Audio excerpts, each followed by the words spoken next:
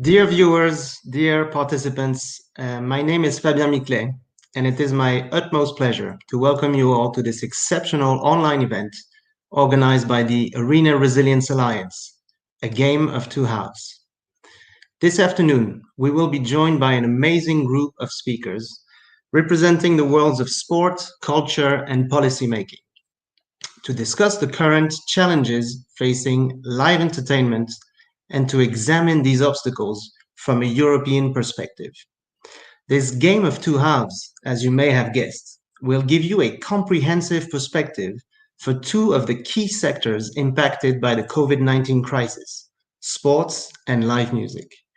And despite the hardships, there is one word that you will hear a lot from our speakers today: determination. This event is broadcasted live from the Arena Resilience Alliance YouTube and Facebook accounts, but also on the channels of the event's main media partner, IQ Magazine. All our viewers are, of course, welcome to comment and react in real time. Without further delay, it is my great pleasure to welcome Mr. John Langford, the COO of AAG Europe. John is also the president of the European Arenas Association, and as such, you could not find a better person to deliver the official welcome address of this event. John, the floor is yours. Merci, Fabien. Bonjour, good afternoon, guten Tag, goeiedag. Welcome to A Game of Two Halves, a conversation focused on the vital role that multi-purpose arenas will play in our society. As the hub of sports, entertainment, and live music, arenas are a vital component of the cultural fabric, supporting not just the economic well-being of citizens, but also their health and wellness. We're incredibly privileged this afternoon to be joined in conversation by some amazing speakers. And so I would particularly like to welcome Minister Tamas from the Ministry of Culture in the Luxembourg government, Mr. Frankowski and Ms. Samiro, members of the European Parliament, and Mr. Szucs, the Director of Culture and Creativity at the European Union. A lot of hard work went into preparing the groundwork and agenda for this session today, and so I would like to express my gratitude to those people who've made today happen. The Arena Resilience Alliance team, including Olivier Toth, Adrian Doyle, Robert Fitzpatrick, and Nancy Skipper from the European Arenas Association. Fabian and Victoria Matthews for your research and strategic insight.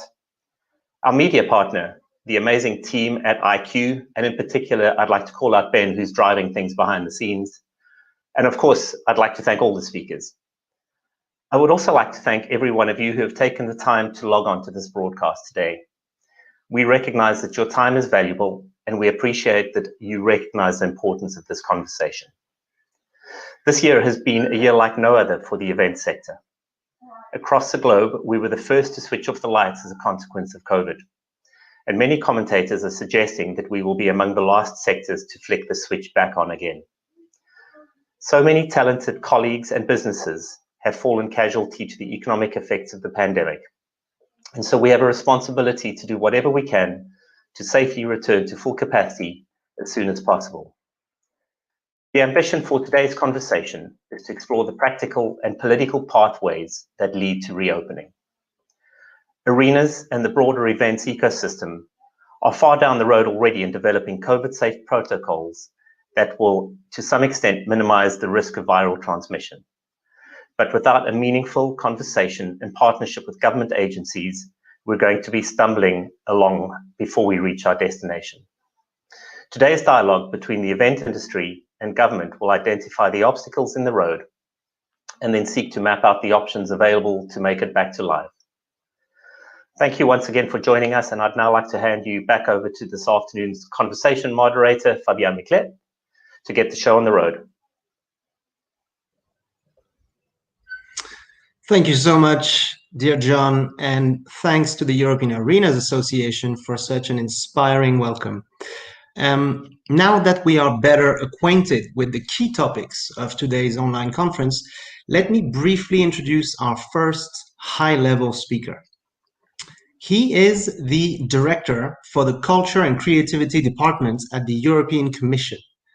And as such, he supervises the EU's cultural programs and support measures. And he is then ideally placed to address the current situation, but more importantly, to help building a resilient culture and sports sector in the future. Ladies and gentlemen, please welcome our first guest, Mr. Tamas Szucs. Good afternoon, ladies and gentlemen, dear participants. Thank you for inviting me to the kickoff of today's important event as the curtain goes up on the Arena Resilience Alliance. I hope you can forgive me for borrowing these sporting and cultural metaphors, which may well be familiar to all of you around this virtual table. Even though we cannot meet physically today, this meeting is very timely, as so many real kickoffs have been postponed and curtains have stayed down across Europe. COVID-19 has had a devastating effect on our societies and our personal lives. Culture and sporting events and venues have been hit particularly hard. Emblematic events like the Olympic Games or the Edinburgh Festival have been cancelled or postponed. For sport, the Commission just published a study on the economic impact of COVID-19. This estimates the sporting services to have shrunk by about a fifth to a quarter. Overall, this applies to almost all member states in the same way. Their share of sport-related GDP declined by at least 10% in 2020. In culture, the European live performance sector was hit even harder. In music, for example, there has been a 70% decline in the number of events and a 76% decline in audiences. The cost of the pandemic to the German music business alone has been estimated at 5.5 million euros. In emergency meetings with both sectors, Commissioner Gabriel has recognized the huge sacrifices made by the live events industry to help Europeans survive this unprecedented health crisis. Last month, the Commissioner met with European Arenas Association members and explained that the Commission has already taken many measures to tackle the consequences of the pandemic to complement member states' own actions. These measures include the Coronavirus Response Investment Initiative, the support to mitigate unemployment risks in an emergency, and many others. For sport and culture specifically, the Commission made rapid adjustments to the Erasmus Plus and Creative Europe programs. Next year, the new Erasmus Plus and Creative Europe programs will start with important budget increases if the negotiations go well, as we foresee. The live events industry also stands to gain from the over 600 billion euros available through the Recovery and Resilience Facility and REACT-EU programs. The recovery of this industry has to be fit for purpose, must be fit in line with the green digital transition, including the new European Green Deal initiative. Of course, live events also have a symbolic significance. They are key to bringing Europeans back together and rebuilding resilience and well-being in our societies. The European Arenas Alliance present themselves as crowd pleasers. As once we will emerge from our isolation, Europe's crowds will surely have a huge desire to be pleased. But of course, your role goes way beyond entertainment. Sport and cultural participation is also vital to restoring our physical and mental health. In music, the European Arenas Association has also played an important role in promoting emerging talents and their cross-border circulation. There is no doubt that promoting live events is in the interest of our society and economy. Therefore, the creation of the Arena Resilience Alliance is clearly a very important step in reviving the live events ecosystem. And I wish you every success on this long road, starting with today's conference. Thank you very much for listening to me, and best wishes to all the participants. Thank you.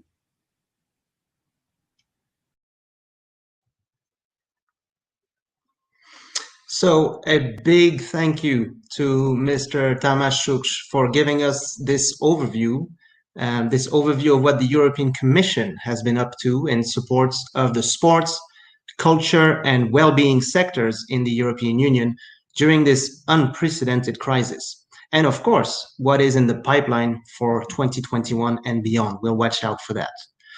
We will, of course, go through these measures and these proposals that he mentioned in more detail today.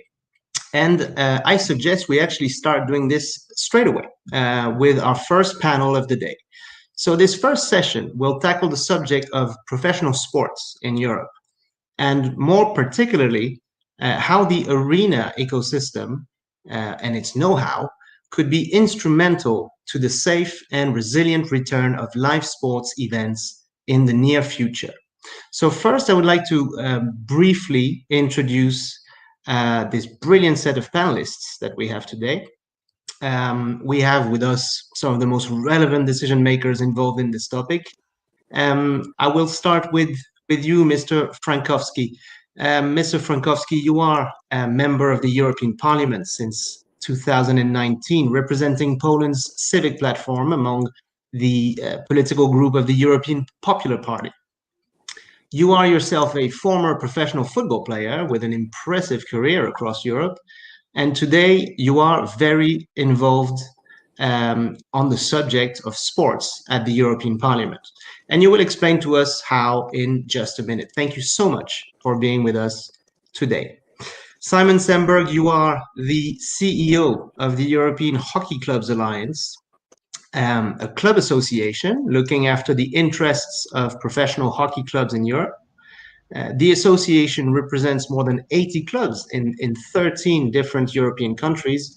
Thank you so much, Simon, for joining us today to give us the perspective of the world of ice sports. Ole Hertel, Ole, you're the general manager of the world-famous Mercedes-Benz Arena in Berlin. Operating since 2008, your arena is a multi-purpose venue for live entertainment, including for basketball and hockey. So Ole, you will share with us your invaluable experience in just a minute. Last but not least, Luca Scafati. Luca is the Director of Business Operations for Euroleague Basketball, the top-tier European professional basketball club competition, which was introduced in 2000. I will go ahead and say it's Europe's NBA. Well, actually, let's be bold and say that the NBA is America's Euroleague. Luca, welcome. We are thrilled to have you on board for this panel. Now, let me just remind our audience that you are all welcome to send your questions and comments in real time to our speakers. We will do our best to integrate these in the conversation straight away. But now, without further delay, I suggest we start this discussion with you, Ole. Ole, you operate a 17,000 capacity arena in Berlin with a very busy activity. Notably home of 2 professional sports clubs. Ole, could you please describe to us what happened when things shut down earlier this year? Yes, and I can thank you very much, Fabien, for your kind introduction, and welcome all listeners and viewers. I hope you're doing fine wherever you are. So what we experienced when the shutdown came, and I guess this was the same for most of you, it was like a shock to all of us, although it was predictable at that time. For the first time, events had to be canceled and moved for reasons far beyond control of artists, promoters, clubs, and venue operators. So at the moment, we have 40 cancellations and more than 80 postponements. Some of them have been multiple postponements. And at the end of the year, we will have seen just 25% of the attendance compared to a normal year. we have changed most workplaces to work from home.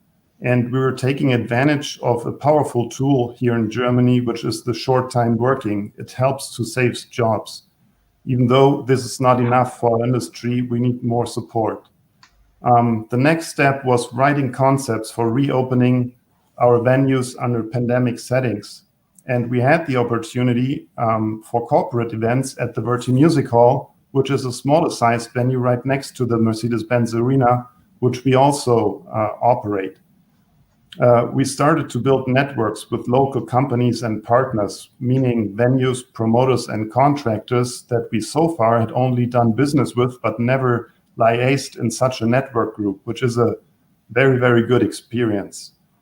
We entered into a dialogue with the Berlin Senate for the approval of a concept that allows for 50% attendance for our sport teams, which was developed by a renowned team of Dr. Keinzinger, who's a medical expert, and he was actually the person who brought back German Bundesliga football competition game operations in May. So he is really considered being the expert in Germany for having events without risk for fans. Unfortunately, that was a bit late as the infection numbers were rising again. And so we had to stick to the rules that were already in place, meaning that early October, we had seen 2 Alba Euroleague basketball games with 700 fans in the pandemic settings, which means we have used personalized tickets. Guests were wearing face masks, we were applying social distancing, hand sanitizations, the whole package, and there were no infections reported. I also have to emphasize that it worked very well and that all fans absolutely were supportive of all measures that were in place. So that it was a cooperation of the venue and the fans alike. Then the so-called lockdown light in Germany early November destroyed our hope for more games with fans. Since then, the games are played behind closed doors. Our ice hockey league, the DEL, has postponed their season start to December 18. Instead of playing the whole league with 14 teams, they decided to play it with 2 divisions of 7 teams each to reduce the travel activity, which also reduces the risk of infections for the teams. The games will also be played behind closed doors for the time being. And you may have noticed that the Champions Hockey League season had been cancelled early October. So now we're desperately waiting for a restart with fans, reviewing and optimizing our concepts. I would like to say that we are prepared for the restart. And we're positive that vaccination and immunization are going to accelerate the process. Well, let's hope you're right, Ole, and thank you so much for this first answer. My second question goes to you, Luca and Simon. By definition, you're involved in sports competitions, which imply that teams and audiences cross borders to attend live events through an entire sports season. Could you please both explain to us what was your perspective when the crisis started?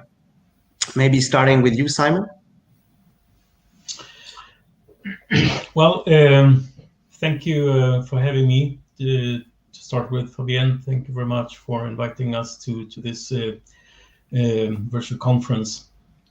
Obviously, as already Ole had mentioned, this has had a devastating effect on our sport, as our sport is so dependent on playing in multifunctional arenas.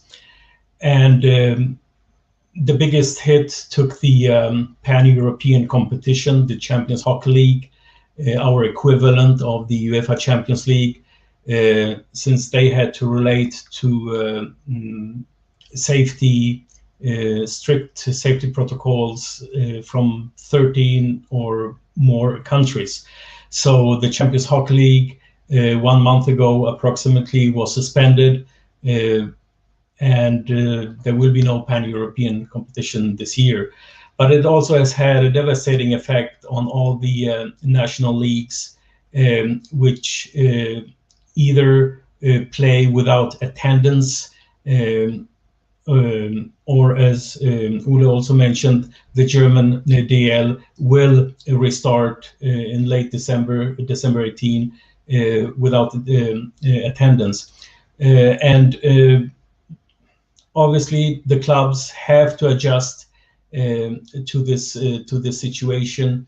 The biggest measure is probably to slash salaries, cut costs. And just to give an example, one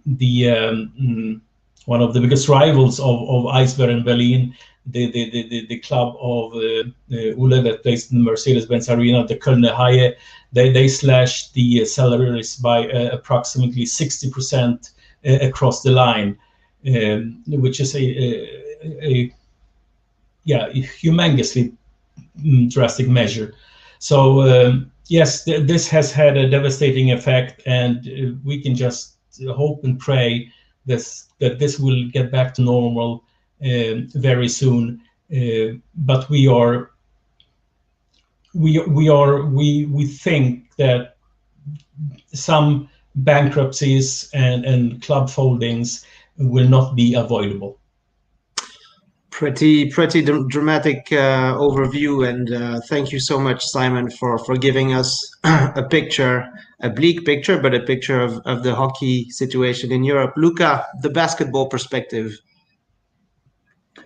Well, thank you for inviting me to this call, and hello to all my fellow speakers. Well, I want to start off by a few data. When we had to stop our competition on March 12, 2020, we were recording breaking high numbers in terms of general interest, in terms of engagement, in terms of digital following, but more importantly, in terms of attendance to arena. In that season, Euroleague, on any Euroleague game, we were seeing more than 8,700 people on any given night attending our games, which brings across the whole season a number that is higher than 2 million people attending Euroleague games. So Euroleague is not just the only one sport property in Europe. So we're talking about a phenomenon that is affecting hundreds of millions of followers attending arenas, attending live events in the arena. So this just to understand the phenomenon. As soon as we were forced to shut down, what we have understood is that our priority was to start thinking on how to reopen, how to welcome back fans at our arena. So we have started to work.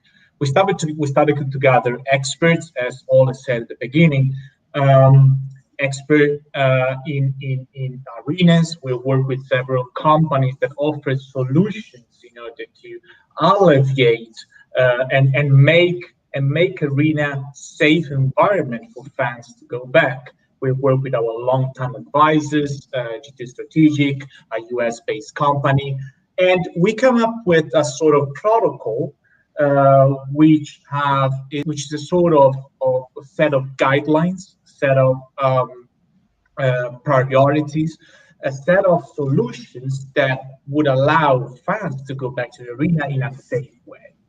And the clubs, obviously, and the arenas have a board that supported this process. What happened? That the problem that we face, and all clubs in our competition face, as soon as we started this process of trying to welcome back fans, was that, well, basically two main issues. One issue is obviously all these measures, sanitation measures, crowd management control measures, new city manifests were costly, right? And I would say the clubs in the arena were kind of left alone in trying to implement this measure. And the second part, unfortunately, is that arena didn't have a counterpart that would approve these measures and let the fans go back to the arena. So many clubs have relied on some local authorities that would allow some reopening for some time. We have faced situation in which, for example, in the national competition, clubs were not allowed to have fans, but yes, they were allowed to have fans in the European competitions, the Euroleague level. So it was a weird situation. There's no clarity. There's no framework that would allow a coordinated effort, a coordinated approach to this issue. And I think this is key and this is part of this conversation today. And we need to build together this coordinated framework in order to tackle this major heat that the pandemic has caused to us. Thank you so much, Luca. We will tackle this subject of the necessity of a coordinated European approach in just a minute. And I think this is going to be a key element of this conversation. But before doing this, I wanted to ask Tomasz Frankowski, who is a member of European Parliament. Mr. Frankowski, one of the EU's policy mandates regarding sports is to assess its economic dimension. Now, we've heard from our first three speakers that the pandemic and the closure to audiences of these live sports events have had a tremendous economic impact on their activities, especially on arenas. As a policymaker at EU level on the subject, what was your initial reaction when you realized that borders were going to be closed and events were suddenly going to be shut down in most, if not all, countries of the EU? Of course, I was worried, not only because I was not able to reach Brussels and the European Parliament. As a former football player, I knew that there will be a huge impact on the sport and cultural events which will be postponed or even cancelled. As a member of the Culture and Education Committee and a co-chair of sports group, I should say that we are especially worried for those sectors which are the most impacted by the COVID pandemic. According to the numbers, the cultural and creative sectors and industries, which account for over 500 billion euro in value added to GDP, are likely to have lost 80% of their turnover in the second part as 2020 as a result of crisis. I must say that travel restrictions continue to hinder European cultural cooperation and have seriously impacted international mobility and touring, which represents a major source of revenue for cultural actors. What is more, funding for international cooperation, touring and co-production has often been cut and diverted towards hardship funds related to the pandemic. I'm very concerned by the detrimental effect of these measures on European cultural and sport collaboration. It is indeed a worrying situation. And now we have the perspective of policymakers and of European policymakers inside the parliament you are yourself one of the most active MEPs in Brussels, working on this subject, and the figures that you convey to us are indeed quite dramatic. And this is why also I think we're here today. We are here to also explore solutions and explore potential approaches for a safe and resilient reopening of activity in the future. So this panel is called Delivering a New Fan Experience Post-COVID-19. We know that the situation is complicated now, but I wanted to ask you all from your perspective, from where you stand, in your view, and we'll start with Ole, Luca, and Simon, and again we'll go back from policymaking perspective after. But Ole, Luca, Simon, why do you think it is important to have this collective European level reflection about the future of reopening sports events to audiences. Why the European level is important. That's the first question. And a sub-question is really, what do you think the future is going to look like from where you're sitting? And by the future, I mean, say 2021, right? Let's not get over ourselves here. Maybe we could start again with Ole. Yes, thank you. So first thing I would like to emphasize, which is important to me in these kind of discussions or panels, is to emphasize that none of the things we're suggesting or that we are doing shall expose athletes, artists, or fans to a risk, and this shall never be compromised. Health and safety of our guests is our daily business. So we will look at each challenge individually and find a proper solution, whatever it might be. And here's some food for thought. Fans need a clear picture of how we will deliver a safe environment for the events, not only in Berlin, not only in Germany, but in the whole of Europe. So communication will be the key. We will have to let them know under which circumstances they may return, and to some extent it should be the same in Germany, in France, in Spain, wherever you are in Europe. Ideally, rules are the same in all places. Well, we know this will not be possible in all cases. For instance, there will be differences from venue to venue. When concourses are wide, it might be possible to have food and beverage on the concourses. If this is not the case, fans will have to take food and drinks to their seats. So that is a rule that can be different from venue to venue.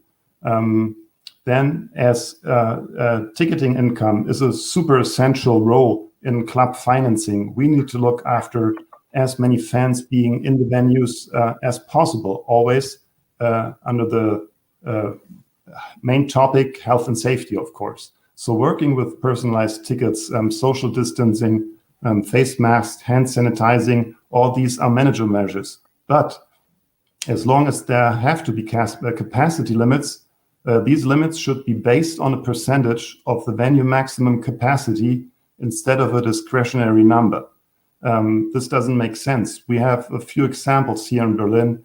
At the Mercedes-Benz Arena, the capacity allowed for events was 1,000 people present in the venue at the same time. The much smaller Verti Music Hall, sitting right next to our arena, had the same number, and its capacity is just a quarter of the arena. So where does that make sense? And individual factors have to be considered, which are supporting health and safety. Like I explained earlier, there are medical experts which can judge on the individual quality of an arena. We've had the same expert examining the Max-Schmeling-Halle in Berlin, which is another big venue. They're having handball and volleyball over there, and they had an individual result as we had an individual result. That might help too. We hope that all these measures are necessary for the first half of 2021 only, and as I explained earlier, we are positive with a perspective regarding vaccination and immunization. So within the second half of the year, a return to normal or a new normal might be possible, depending on the measures that have to stay in place for a bit longer. Thank you so much. Thank you so much, Ole. So if I understand correctly, the key words here in your perspective, from the European perspective, it's really health, safety, and coordination between the different players involved. This is going to be crucial. Simon, do you agree with this statement? You're on mute, Simon, I think. I'm sorry, this is a classic mistake. Yes, I'm back now. Yes, I really want to echo the sentiments from Ole. It was very well put. I definitely support everything.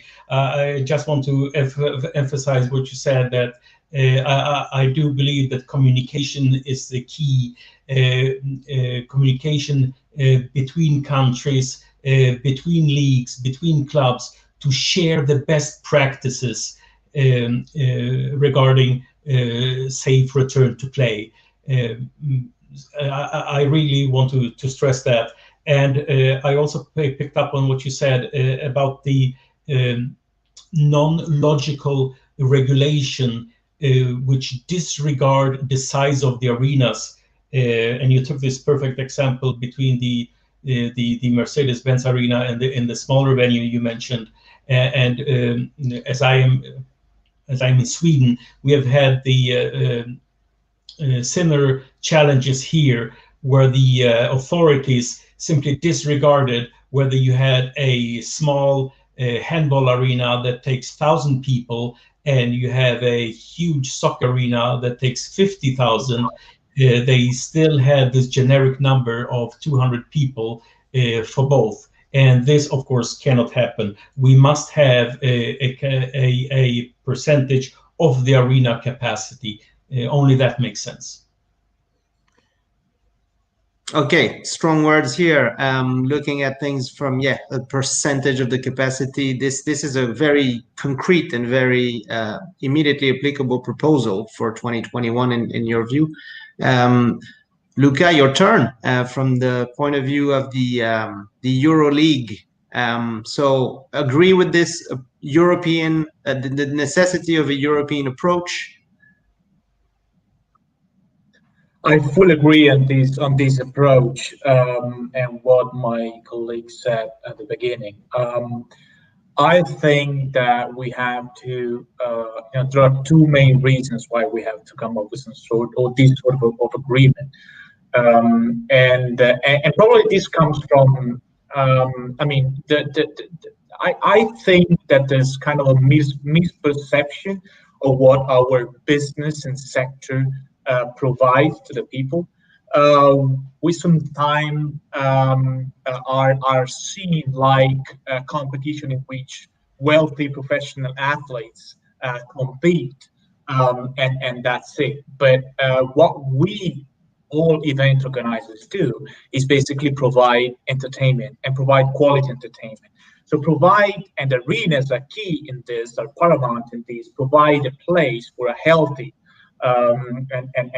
and quality time to be spent by family, kids, friends, business partners. So we have to understand the phenomenon, the numbers behind it, and obviously all the business that is generated that is helping to obviously helping a lot of workers that work behind the scenes, right? In an event of 8, 10 or 15,000 people, there are hundreds of people working in the event. But as always said at the beginning, I think this is important now to have this framework agreement, because we have to regain the trust and confidence of the people.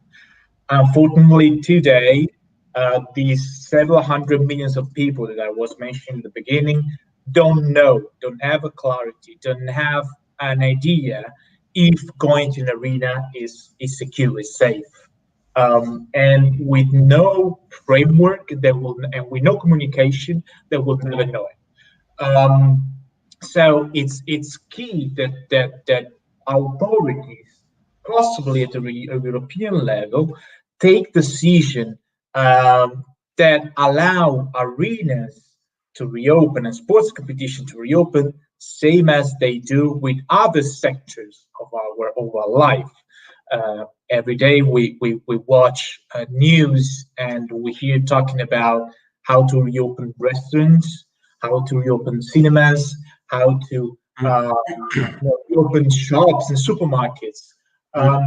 These are, as restaurants are at the end are to spend quality time with family and kids, arenas are too.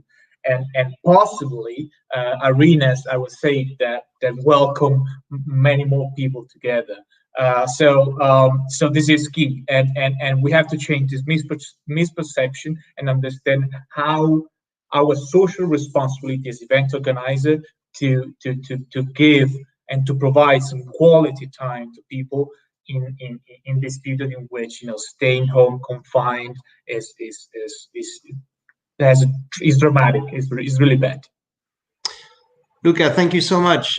Two things that I really picked up here. The first one is really never to forget, and we'll have to repeat it time and time again today, that there's a huge ecosystem of people and companies and micro businesses working also around those events that you all organize in arenas and through your European leagues. And it's not just about, I mean, it's obviously a lot about the fans and about the teams and about the people who work at the club, but it's also about this galaxy, right, of people and families who depend on this very, very big block of economic activity in Europe. And the second thing that I picked up, and I think you really joined Simon and Ole in emphasizing this, is the necessity of communication from the public authorities and to sharing the information between different European countries in order to find some kind of coordinated approach between all the member states. So inevitably, my next question is to you, Mr. Frankowski. You are a policymaker and you are in touch with European member states from where you stand at the European Parliament. So can you please tell us very briefly what you are currently working on at the European Parliament that could help ensuring this coordinated, this safe, this resilient return of audiences at live sports events in Europe? Yes, in the European Parliament, we need to try to present some concrete solutions. Live events like sports events or music concert are crucial for the citizens. So, as you know, we have adopted a resolution by a large majority in the plenary session on the recovery of the cultural and creative sectors. Of course, the main point is to attribute to those sectors at least 2% of the recovery facility dedicated to the recovery. In the same resolution, we clearly say calls on the member states to limit unwarranted Schengen restrictions and calls on the Commission to develop guidelines for member states for safe cross-border touring, like cultural events and cultural activities. I think it is crucial to have a harmonized approach and rules in all member states on travels and safety measures. The fans should clearly know what is permitted, what they should do, etc.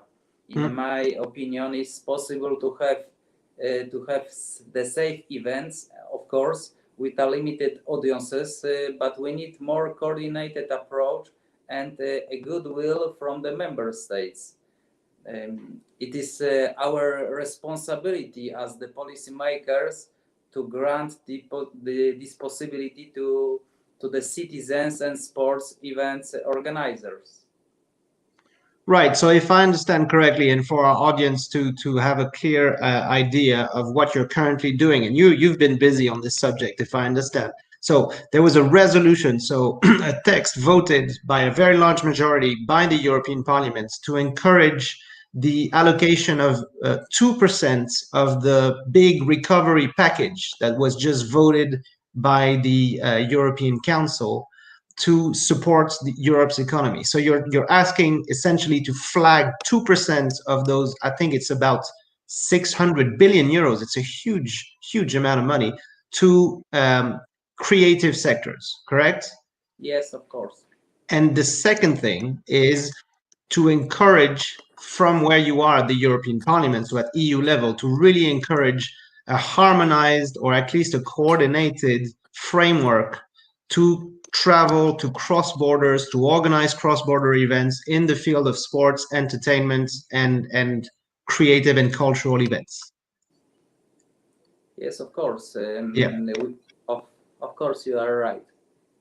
So my last question to you, Mr. Frankowski, is then you have around this virtual table three of the main decision makers in the world of sports, live sports.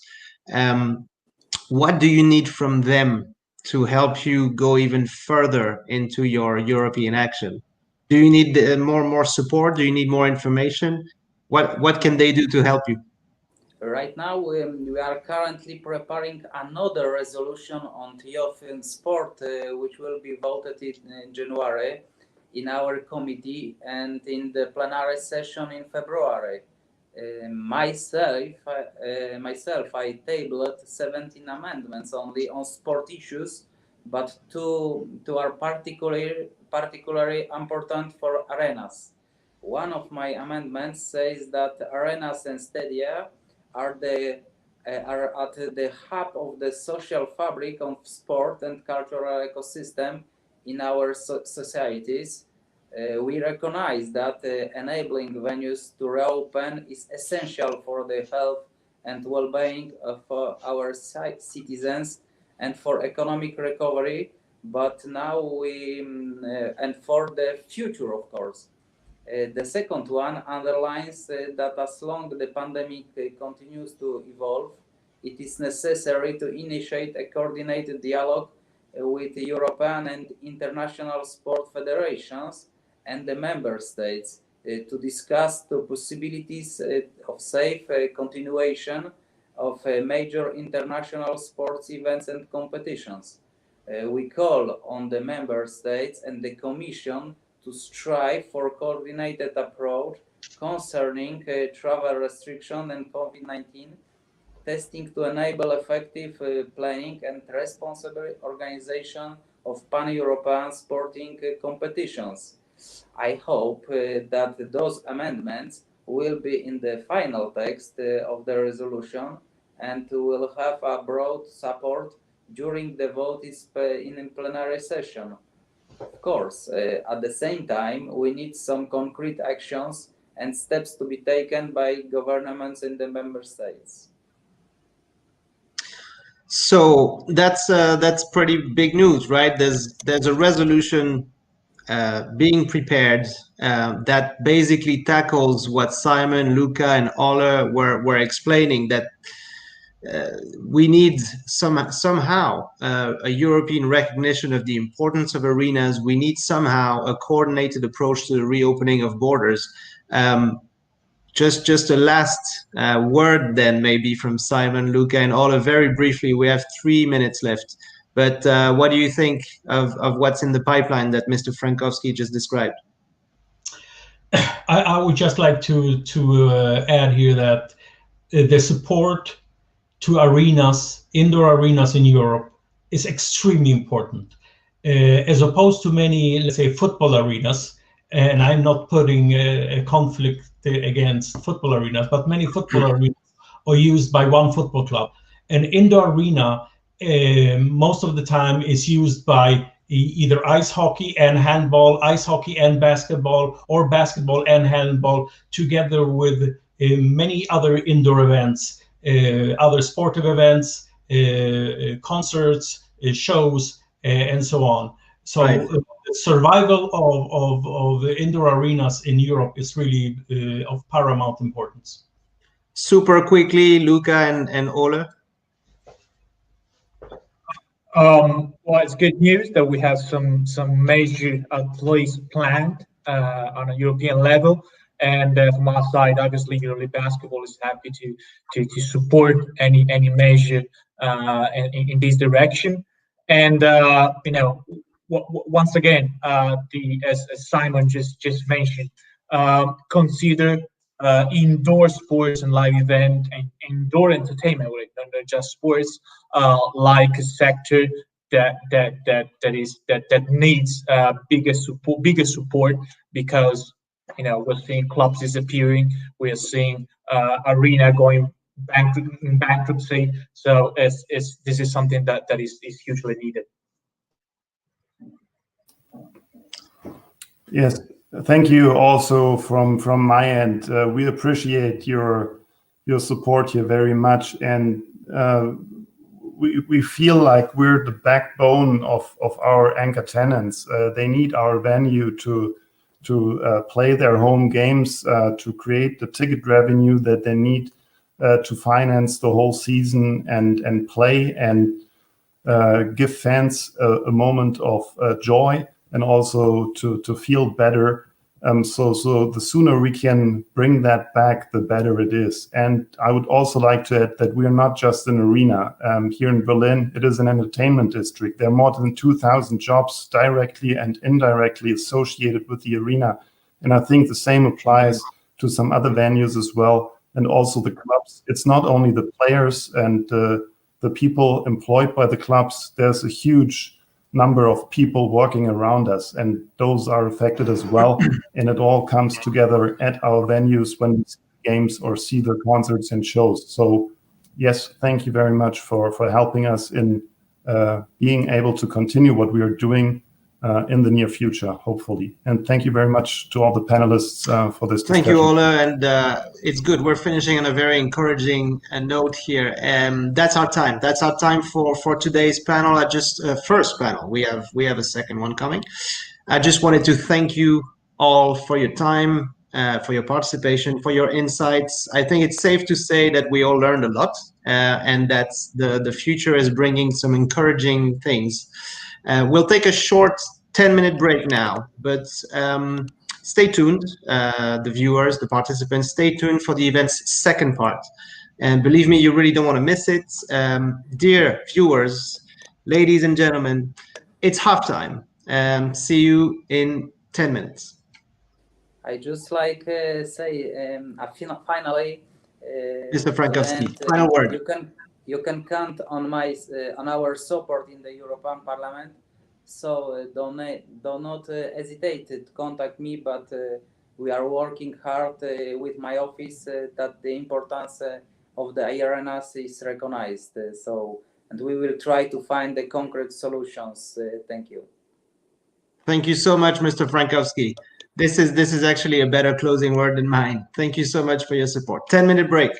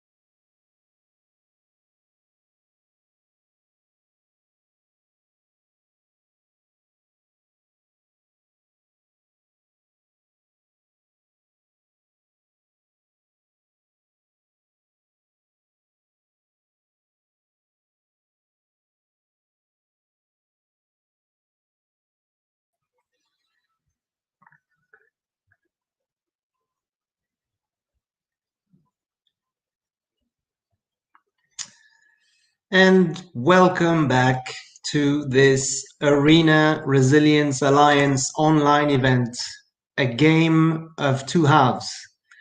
We can now start the second half of the conference. After listening to the European Commission's plans for the future of live entertainment, as well as a brilliant panel on the future of live sports events, we now have a clearer idea of what is at stake in this tough year that we are all going through, and why it is important to look at things from a European perspective. This European perspective has always been the main strength of the country that our next guest represents. That's why the second half will now start with her keynote speech, and I will now leave the floor to her. It is a great honor to welcome the Minister for Culture and Justice of the Grand Duchy of Luxembourg, Ms. Sam Tonson. Yes, hello, thank you for the introduction, and thank you for inviting me to speak here at this conference. I would have really preferred to see you all in person, but I think it's the same for all of you. That we are all quite annoyed with all these digital webinars and digital conferences. But I don't have to tell you that, because I know that you have a lot on your mind, because you are only able to organize digital concerts as well, and you cannot see your audience, have your audience in your respective arenas, which is really something that is a really big issue, and well, I will come back to that later. What you introduced me saying that the European level is very important, and I agree on that. But the thing is, and we have unfortunately seen that during this whole epidemic and this whole crisis, that the European Union is every country is taking different measures, and every country is taking measures regarding their own situation. And the situations are quite different as well, even though we see that in quite all the countries, unfortunately, at this time, the COVID is quite everywhere. So what we have done is that we put this on the agenda of every Minister Council.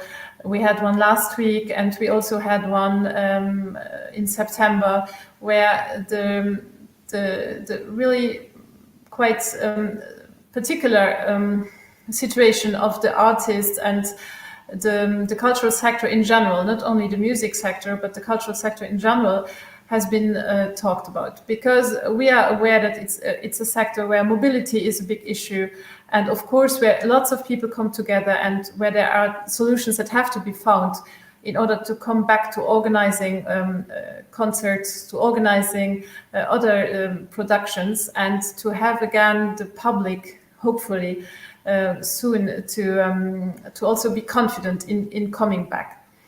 But well, so we don't have a general solution at EU level, also because there are so many different situations. But the decision takers, they are all aware that at least the ones that are in charge of culture are aware of the fact that we have to have solutions that allow mobility for artists, and that we have to have solutions to get the public back at the moment where it will again be possible, if we take into consideration the sanitary situation. But if I take into consideration another point which is really important to me and to our government here, is the fact that culture has really suffered.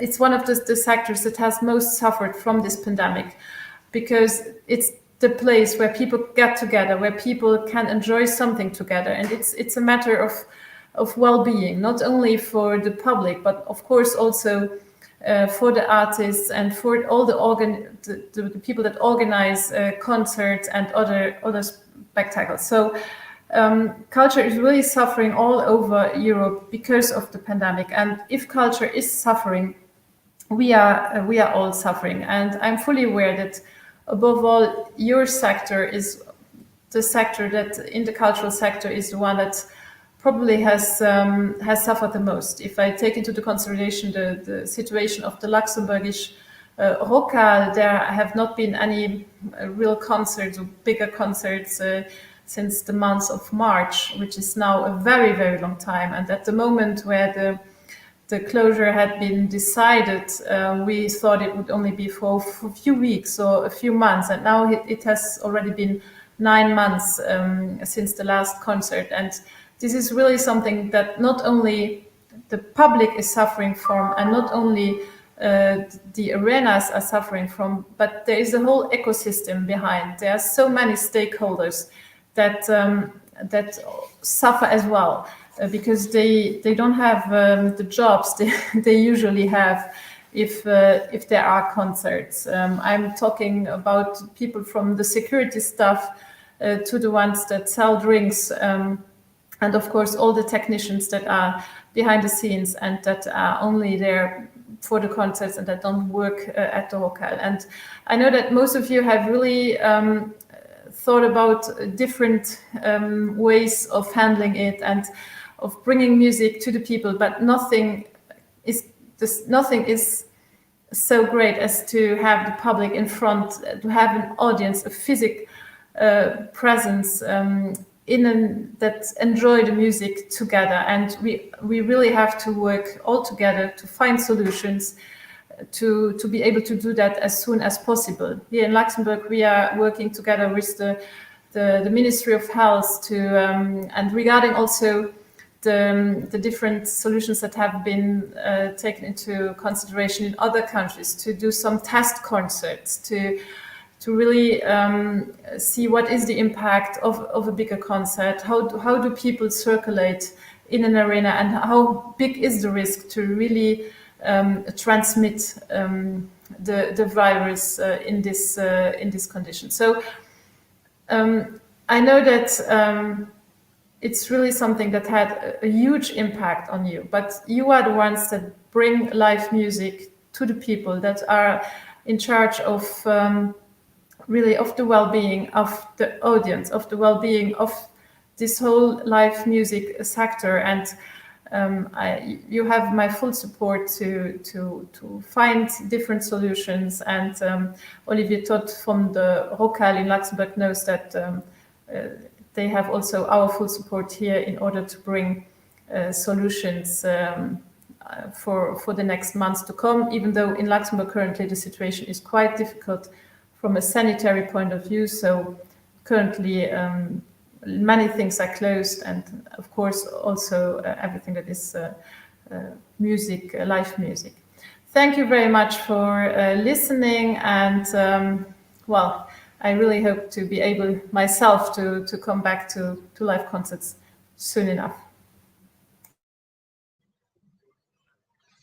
Thank you so much, Minister, for these words. We also hope to see you at concerts, live concerts, very soon. Thank you for these inspiring words and for giving us more insight into what you're doing at the national level in Luxembourg, but also at European level to address the challenging times we find ourselves in. This gives us even more motivation to continue our events program. And you will be pleased, all of you, to know that we are already in the starting blocks for our second panel of the day. So thank you so much again, Minister Tanson, for being with us today for this keynote. And let's switch to the second session. This second session will explore the topic, and this was kind of a spoiler that you heard in the words of Minister Tanson, the topic of live music in Europe. And to be more precise, how arenas as central hubs for the entire value chain of the music sector could be a crucial part of the solution for the comeback, the safe, resilient comeback of live music in our lives. So again, viewers, participants, do not hesitate to ask questions on Facebook, on YouTube. We'll do our best to take those on board as the panel unfolds. So now I would like to quickly introduce our second panel, which again is full of very high-level speakers whom I will now introduce to our viewers, starting with you, Ms. Semedo. Ms. Semedo, you are a member of the Renew Europe group at the European Parliament since your election in 2019, and your range of parliamentary activities is already quite broad. I won't name all the committees and delegations you sit in, but today we will be particularly interested in your activities in the Committee on Culture, since it is our focus for this session. You will tell us more about that in a minute, but for now, thank you so much again for joining us today.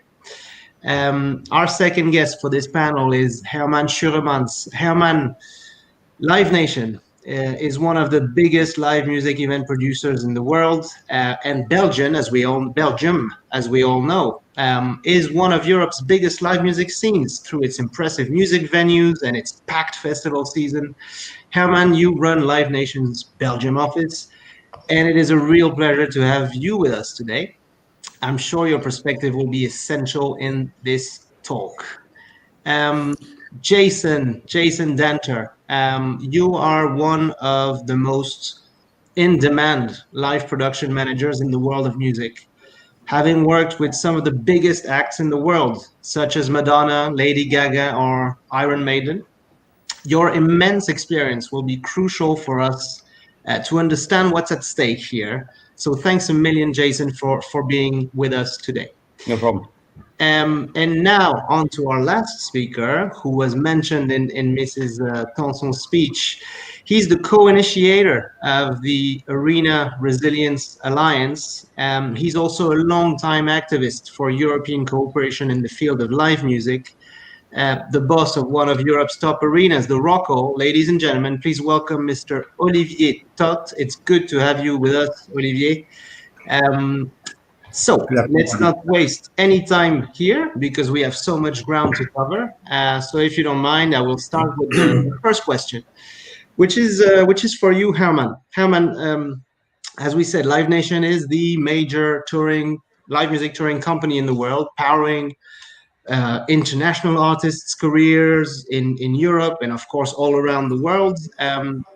How did things look from your perspective when you understood that international tours were going to be jeopardized in 2020? So first, thank you for the invitation, Olivier.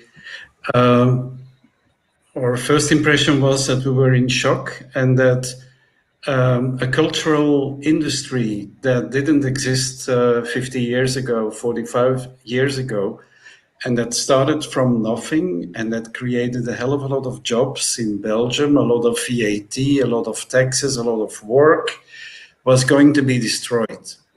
The second thing I learned is that as a sector, as a live sector, we were internationally not well organized. We are all music lovers, we like what we do, and we talk to the rest of the world, and we organize our concerts and our festivals extremely well, and etc., but we don't have a lobby group. The next thing I learned was that in Belgium, where we have several governments, a federal one and then the local ones, where it's always difficult.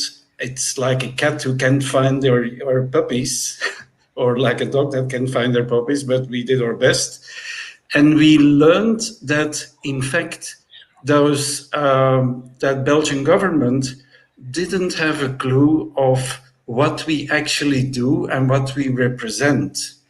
So we ordered a study at Deloitte that explained how big our sector is, how many people we directly or indirectly employ, etc., etc. And that was, we all came to a big surprise. 80,000 people were depending somewhere, somehow, on music, on live culture, on the live sector. We also learned that there wasn't that of a big budget spent for culture. And by the way, in Europe, all money goes to agriculture and still not a lot to culture. We started lobbying to our several governments and tried to explain them that we were worthwhile listening to, as we were adding extra value financially, tax-wise, culture-wise to society, that we were able to create a better society, a more peaceful society, a more instead of a polar society. What else? There's such a lot to say. We also told them that that with the fact that young people and even a wider audience likes to go to concerts and to festivals, that we could be part of the solution, that we have all those addresses of people who bought tickets and who want to keep them, that we could attract people, we could persuade people to do quick testing and track and tracing and let them to get vaccinated if they wanted to go to shows and into festivals, and that we therefore can be part of the solution to go back to normal, to go back to a world with culture, and to go back to a better society. Same thing, we try to do the same thing on a European level by working together with, we also do, perhaps I should repeat that we do key festivals such as Rock Werchter, etc., are seen as one of the top 5 or top 10 festivals in the world, or billing-wise, bill-wise, production-wise, etc. So we suggested to our governments, and we also start suggesting to governments in other countries that not only we can be part of the solution by restarting up festivals, but how should I say this? That together we have a solution, and that this should be seen on a European level. That Europe, and I'm a big believer of the ECC, but Europe claims that we are the ones who care about culture, but in the meantime we see how difficult it is to get something done on a European level. Well, therefore, I think here is the opportunity for Europe to prove that they care about culture. How can they do that? And I've listened to the sport panel already, is by taking common measurements to come to something, to make sure that shows that take place in safe venues, in safe hubs, that festivals can also be, festivals is something typical of Europe. You have festivals all over Europe. They keep growing. They are well attended. They are part of our European culture. That those festivals can be started up in June, from June, July onwards, on a full capacity. So reduced capacity. Because the way we work, contrary to the subsidized cultural people, they can work on a limited capacity, on 20%, on 30%, because they are subsidized.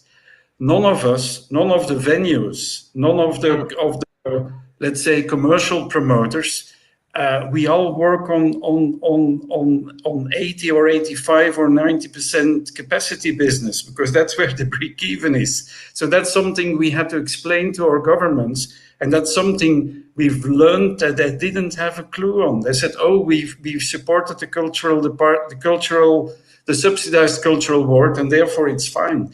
Yes, they will survive. And yes, I'm very happy that they get subsidies. But there is a lot more than those subsidized cultural organizations. Right, Herman, if I may briefly interrupt you here. Apologize. You're covering so much ground that this will be our panel if I let you finish that sentence. But thank you so much, because it's so important what you did. Essentially, what you did is you knocked on the first door. The first door is the various, let's say, local governments in Belgium, because it's multiple layers of policy making, and then the European level. And luckily today we have this European level also with us today, in the person of Ms. Semedo. So this is going to be a good opportunity, I think, this discussion also to bring this conversation about, and this is one of the key conversations, you know, the difference between the subsidized, so to say, culture and the commercial culture. But please, let's keep this for the end of the conversation, so that between now and then we can also hear the perspective of for instance, Jason Denter.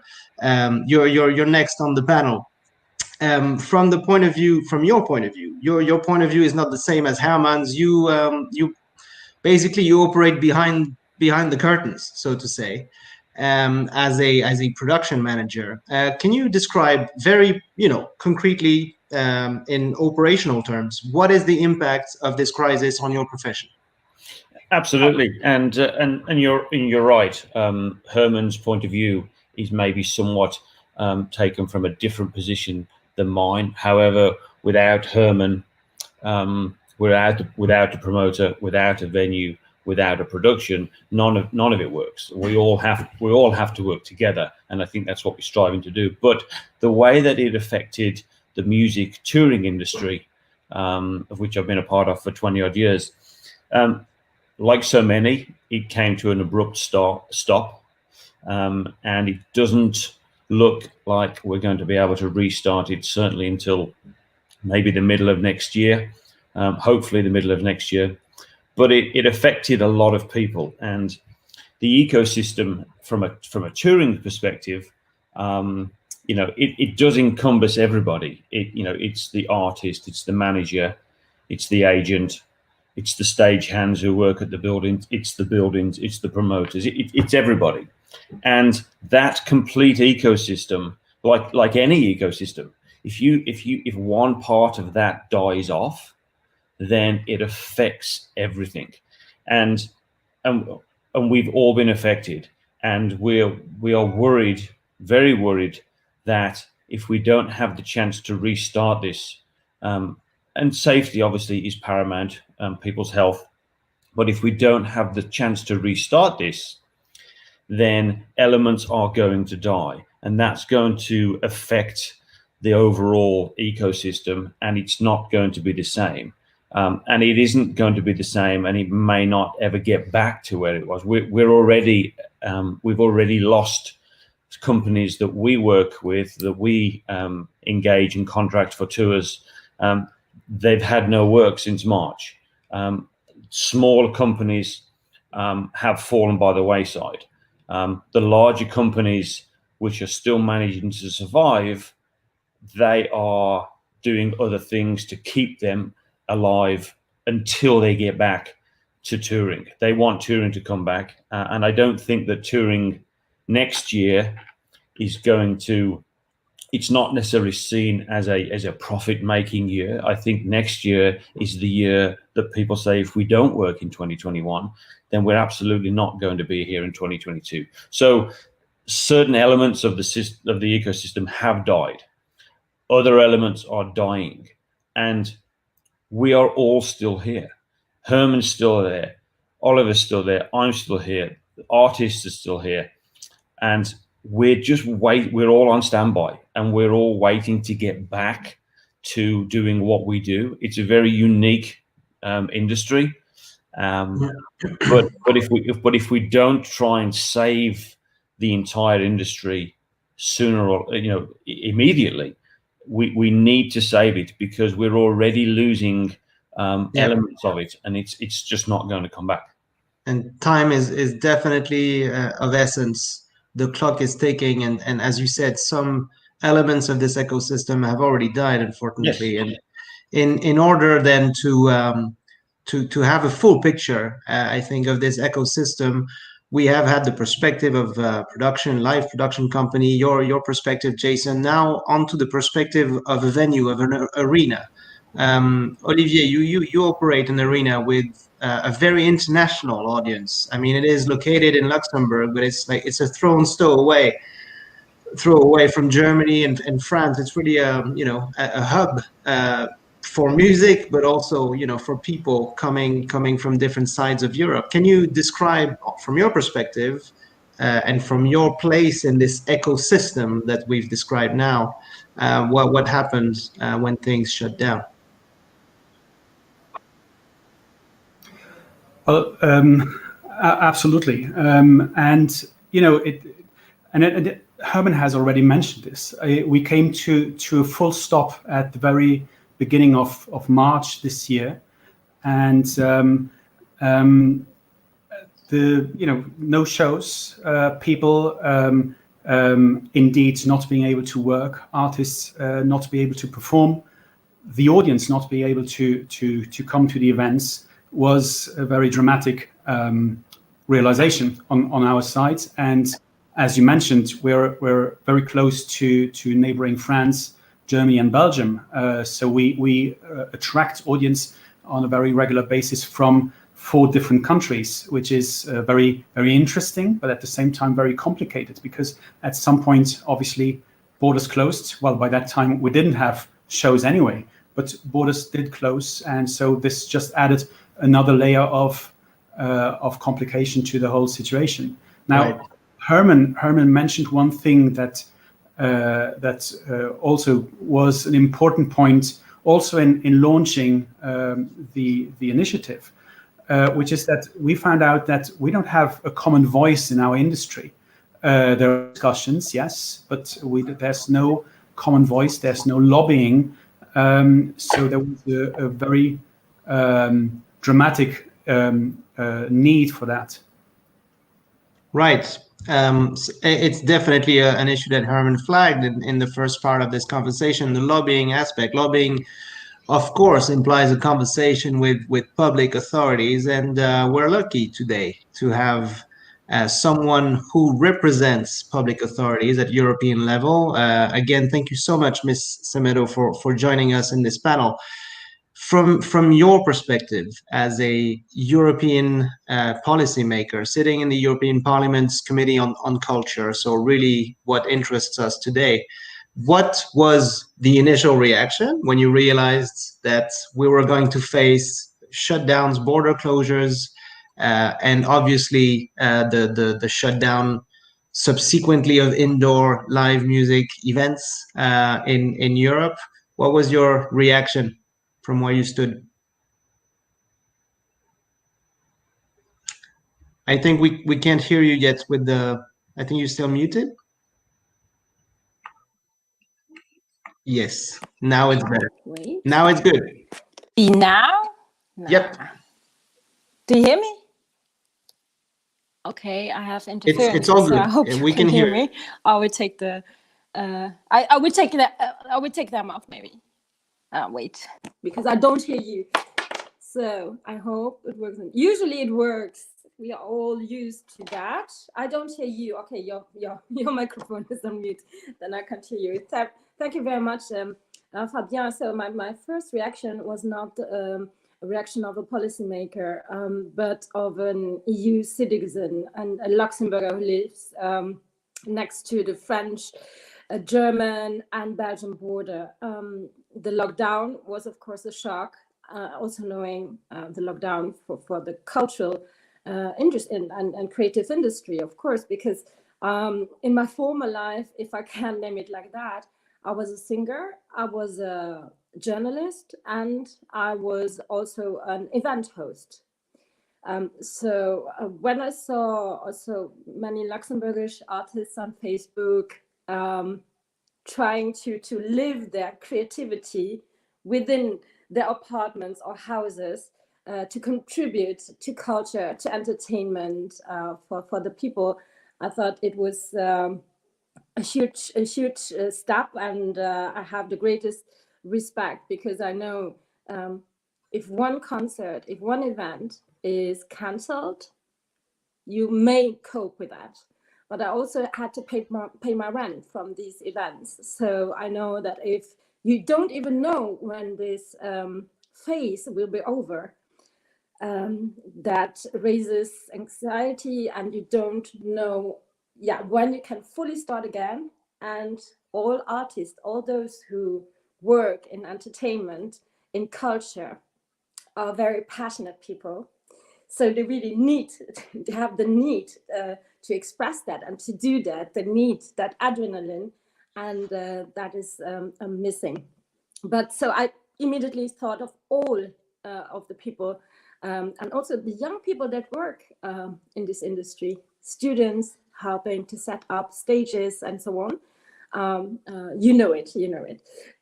So I try to transpose this into policy with the first recovery solution in April, and later on in the resolution for cultural recovery, which was led by my group Renew Europe, but only shining light onto the problems is not enough. I know that.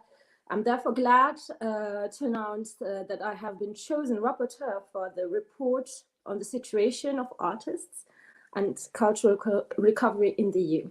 So we have not started yet, so I can't tell you more about it, but I will be really engaged.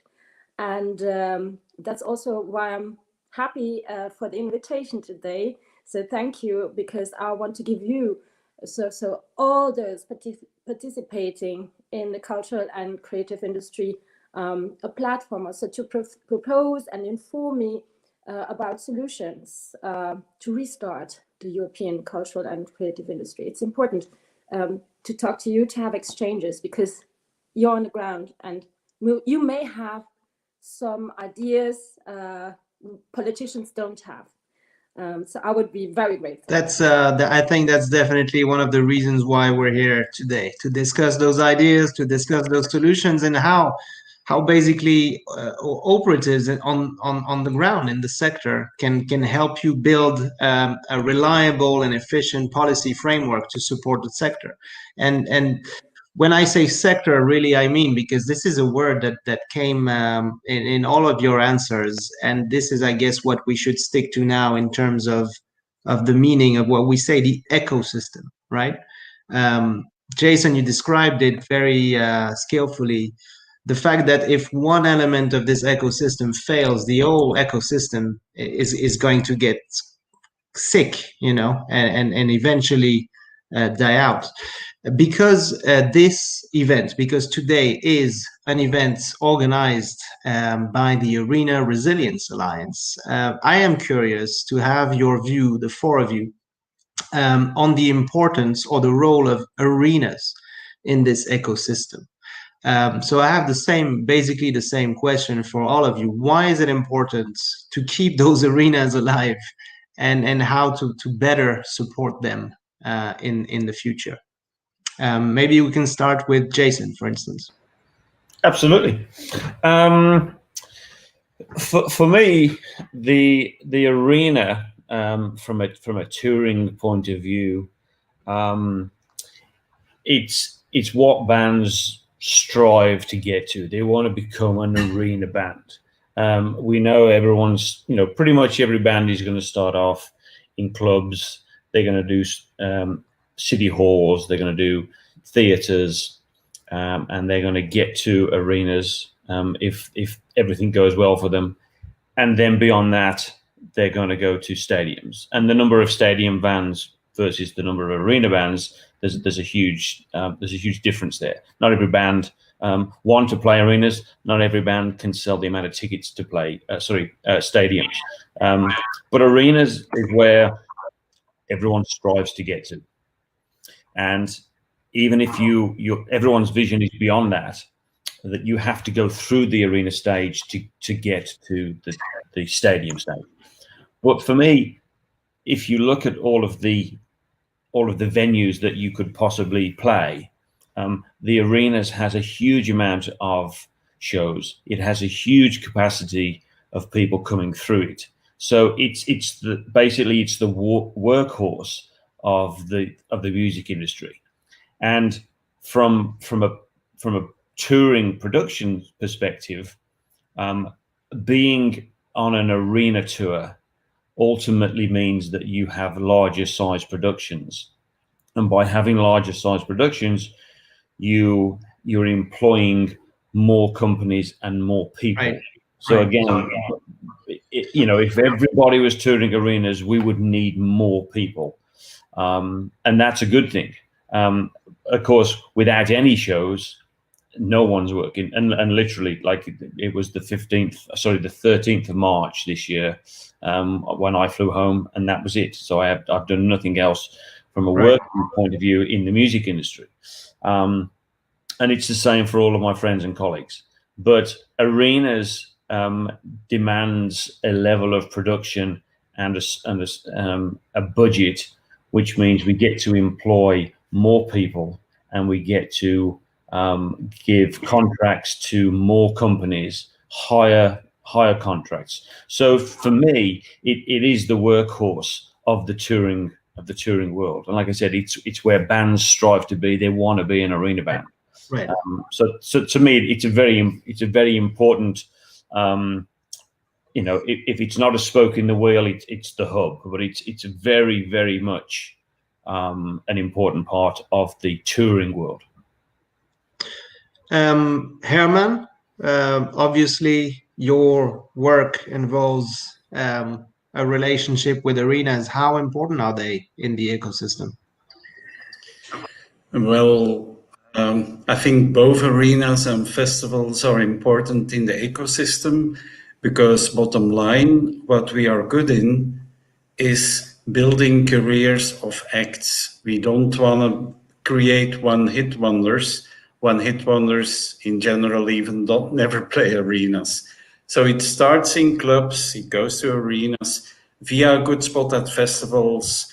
The bands can win more fans instead of just their die-hard fans, and they can take the next step to a theater and then to an arena. So it's a whole system. I also believe that the combination of professional production, because those acts are guided by professional production people, the combination of professional people who work at arenas and with professional promoters, those three add up to something very valuable. And we have proven in the past that we can handle those things. For example, in 2016 with the attacks, we didn't stand still. We introduced those metal detectors at shows and at festivals. And some people said, oh, but some of our people will not want to do that. Yeah. That proved to be incorrect. People were feeling it, were perceiving it as something very positive in their own interest, for their own safety. So I strongly believe, and it's on the basis of experience of all those people in this new business, that we can do a hell of a good job, and that there is no reason to close venues, neither arenas, neither festivals. Why do they keep restaurants open and festivals open? At a certain moment when the airplane industry, when the flights reopened, then we said perhaps we should build wings to our walls, to our venues, and then they can fly. Mm-hmm. But of course, the plane industry is a much stronger industry than us. And again, it's good that life restarts there. But I think there's not enough knowledge with our politicians on a local, on a European, or on a world basis. They really underestimate it, and I think it's a big shame, because we can really contribute to a better life, to a less populistic life, and to a more cultural life, and to a more healthy life. Yeah, absolutely. I think the panel couldn't agree more, and that plain metaphor was quite something. You again underline, Herman, the necessity to work hand in hand with all the other players in the food chain, basically, in the value chain of the music sector. Olivier, the same question to you. Obviously, it's going to be an easy one for you because you basically operate one. But from where you stand, and you have this 360, perspective as that hub, the arenas, what's their importance in this ecosystem? Well, obviously, I like that image of the hub very much, and it came back throughout past discussions that we had, and indeed displaying the different stakeholders in our industry as the spokes to that are linked to that hub, and that can operate as a full wheel when well connected and when functioning properly. And it has been mentioned before, if you take out that hub, obviously the spokes are not of any good use. And then once time goes by, and that's one of the critical points, I think, right now, as time goes by, your spokes will start to break away. So even if at some point you bring back the hub, well, there's a strong risk that there's not enough spokes for your wheel to work. And that's just a picture for what has been mentioned by Herman and mainly also Jason. Right. That's, I think, one of the core risks of our situation. And this is also why we've been very vocal about saying, well, it's not about getting back to business like tomorrow or next week, but it's about starting to plan, because we need 6 months, 9 months, or something else in order to plan the return of our events. So if we start only next summer, there's going to be another half year without shows, and that's one of the dramatic points that we need to address. So we need to discuss how to get back. Yes, but first we need to get a good understanding of the role of arenas. Herman has mentioned the festivals in that central part of that ecosystem. And then I'd like to add another part, because obviously we play big roles in our communities, all our stakeholders, yes, but also our audiences and all the people working in our venues. But there's one very important point that Ole has mentioned in the first part of today, which is that a big part of our job is to stage not only events and throw confetti in the air, but it's about safety. It's to stage safe events for the artists, for all people working here, and for the audience. So we're used, and Herman was mentioning terrorist attacks and the resilience of the industry to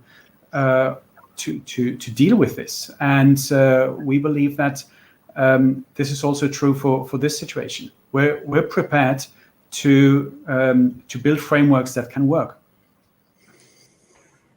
Thank you so much. Thank you so much, Olivier. I think this really covers a lot of ground, and now we have a better idea, a better impression of how important music venues are in this ecosystem. Miss Semedo, obviously a big part of the mandate of the European Union in general, but in the field of culture in particular. One of the key areas of policy making of the EU when it comes to this subject is to encourage cross-border mobility of artists, cross-border circulation of cultural works. So in this context, why are concert venues essential from the point of view of what the EU supports? Yeah.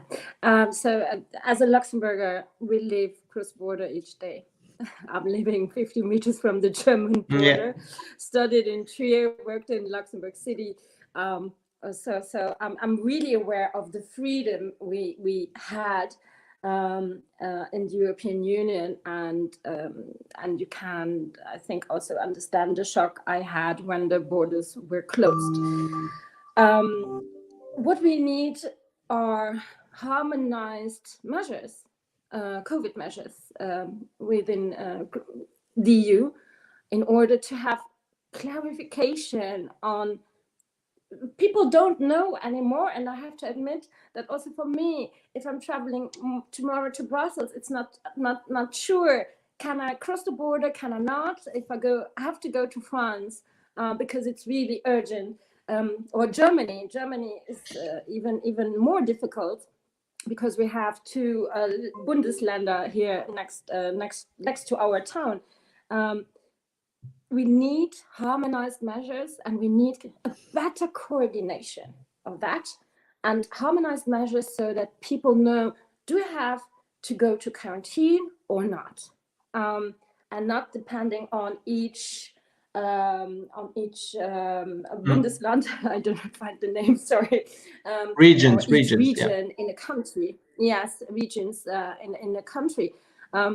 And that's why also I wanted to consult all these important stakeholders so that I can provide information what measures really have the strongest impact on this cross-border cultural exchange. Also regarding the venues, because if you have like a huge dancing crew from France, is she coming to Luxembourg? Maybe not. It's a small country, so they want to go maybe to Germany because there are more spectators that they can expect. But what are the measures? And sometimes when they are stuck there, also if concerts would have been allowed in arenas, would have been the same problem. So we need also a clear framework, like a one-stop shop. Under which conditions all the artists and arenas and events cross-border can be made without, how do you say, while reducing the bureaucratic burden, because that also means that you have to invest into that. These are costs that have to be calculated with, and we should also include concert venues into that. But I think it's important that in this cultural and creative industry, all actors work together, and I think you already reached to put pressure and to say we are important. It's not just culture, it's not just creativity, it's more than that. And as mentioned by Olivier, all of you, and also by Minister Tanson, it's people that working on the stage, food trucks, young people earning their money for the driving license or to pay their studies. You are a vast sector, and this should be taken into consideration. And we do that in the CULT committee.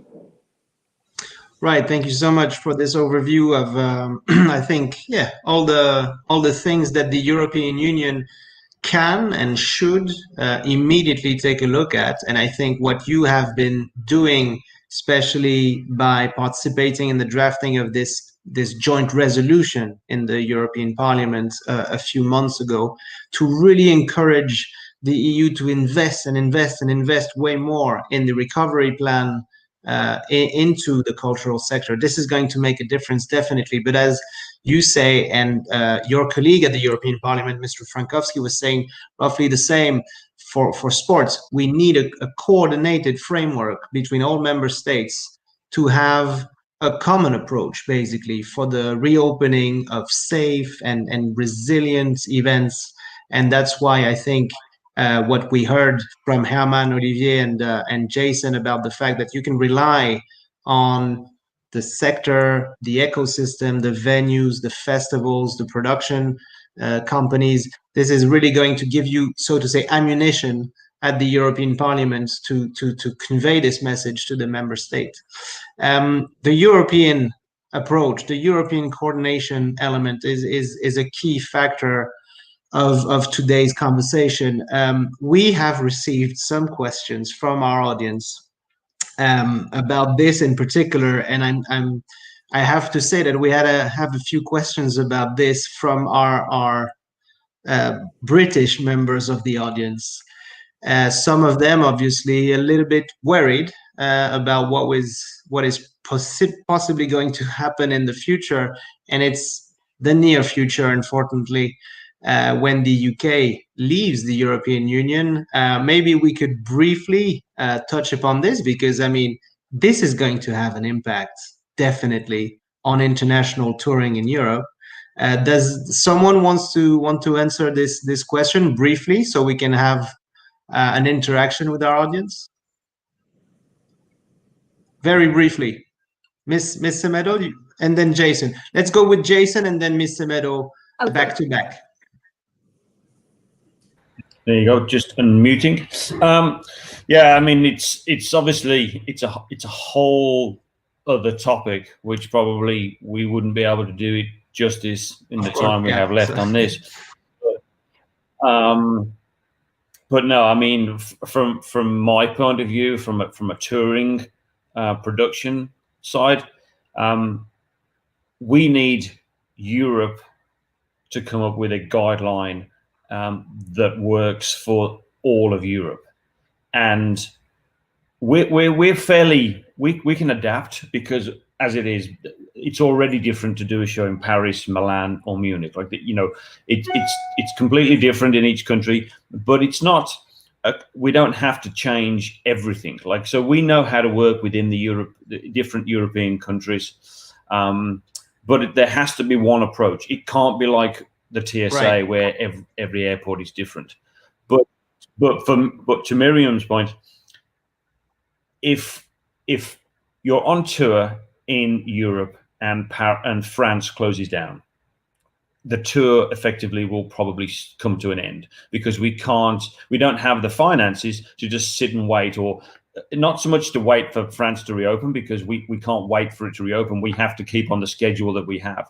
But if you remove the UK from a European touring schedule, it's going to deter international artists coming to Europe. So as much as the UK will be out of Europe,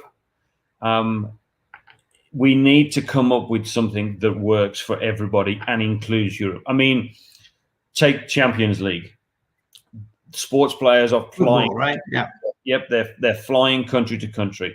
And in the UK, the Arts Council has actually given an exemption for quarantine for touring professionals. That's something that's recently happened, and you can apply so that you can avoid quarantine rules. But really, it's not happening with football players. It needs to not happen with touring people, and that's the artists and the crews. So you take the UK out of this, and again, you're removing a large number of spokes from that. That's obvious. That's obvious. Yeah. And that's why it has to be an approach. It doesn't have to be law. There needs to be guidelines, and there needs to be people that we can talk to. But coordination, right, Jason? That's a key word today. Coordination. Yeah. And if you, like I said, you remove the UK from that touring wheel, and it's going to be a much smaller wheel, because there's going to be less international artists coming. Miss Semedo, your take on this very briefly? Yeah, very briefly. So the negotiations on the free trade agreement are ongoing. 31st of December will be the day we know what will happen, or hopefully we will know, and I hope that we will have a deal, so better relations than with the no deal. But deal or no deal, the UK will become a third country, but the venues, the arenas, the concerts are very international. So you also have artists coming from the United States or Asia or wherever from to Europe, to the EU. So Great Britain will be like a third country and there you also can set your deals. But I think what is sure, because we have so many years of close relationship and exchange, and this won't be stopped from one day to another. And I'm convinced of that, because we also know that many wanted to stay in the European Union, and we have strong ties together. So that's just what I wanted to say. Thank you so much, and let's hope this deal finds a way through, and that there will be an actual framework of cooperation in the field of live events, entertainment, culture, sports. Let's be optimistic about this. They're currently discussing it. Let's keep our fingers crossed. This subject, obviously, European coordination is key here, and thank you so much for the insight and the overview that you gave us earlier, Ms. Semedo. We have 5 minutes left in this panel, so now we'll switch back to Olivier and Herman and ask them what, in their view, in their opinion, and from where they sit, what should be done in terms of European cooperation, European common action, in order to ensure, again, that there is a safe and healthy return of live music in Europe. Olivier, you hinted at a few things earlier. Maybe you can elaborate on this. Well, I think, and I saw one question coming in from Christian. Oh yeah, there was a question with the festivals that is just going to pop up now. I just see it on my radar. It's going to pop up. You can comment on this. I was mentioning the many spokes in the wheel. So we launched this activity. I'm taking the ERA hat for just a second.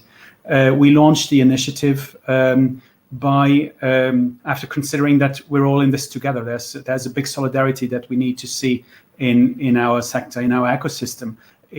So of course we're embracing collaboration as we have a common purpose, and you see it also in our panel configuration today, as we've touched on the many different aspects of our business and of live events in general. Right. So it's something that we embrace. Thank you so much, Olivier. I think the last word will be for you, Herman, because we have 2 minutes or so left.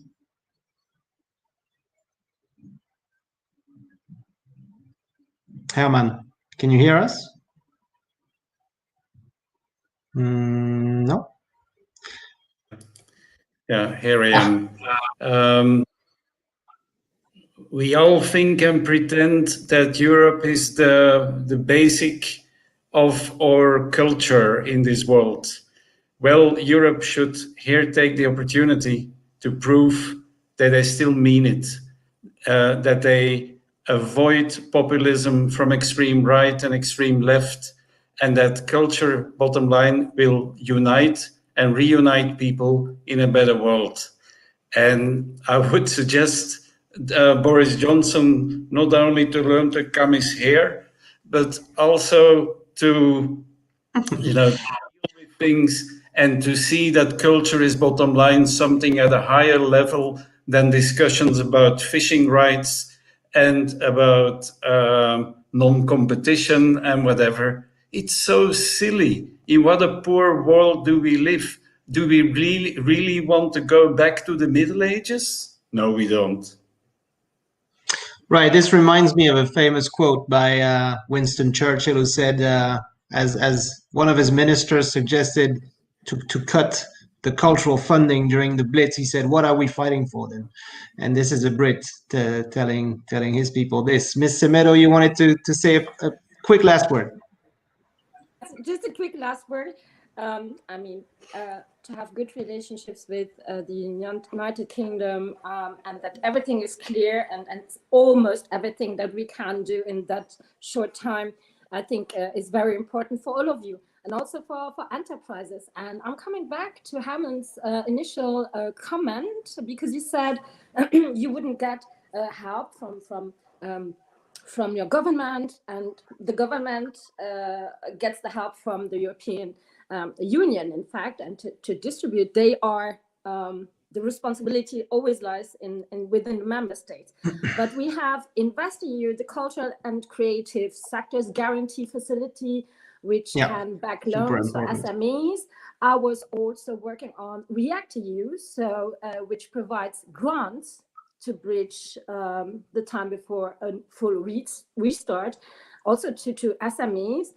So there is help there. And it was provided as quickly and historically quickly from the European Union institutions, just to let you know. But maybe then we ask to your government and say there are measures taken to provide help also in the field of the cultural and creative industry. But I just want you to, how to say, I want to cooperate further, of course. Very interesting. And I want you to keep up your work and still believe in what you do, because you're all passionate, and I know that. And I hope that we can swift have a return to something we could name normal and entertain people. Ms. Semedo, thank you so much. This is very encouraging, I think, for the live music ecosystem in Europe, and no doubt that our panelists and their teams and their colleagues will come back to you with proposals and good energy and good vibes for the reopening of the live music sector in 2021. That's our time. That's our time. I'm afraid I just, once again, I want to thank you so much, all the panelists today. You did a brilliant job. I think this was incredibly insightful and inspiring, and I had a great time facilitating this discussion, that's for sure. We had a lot of questions from the audience, but unfortunately, we couldn't match everything, but we'll make sure we address those in the comments on the feeds of the channels.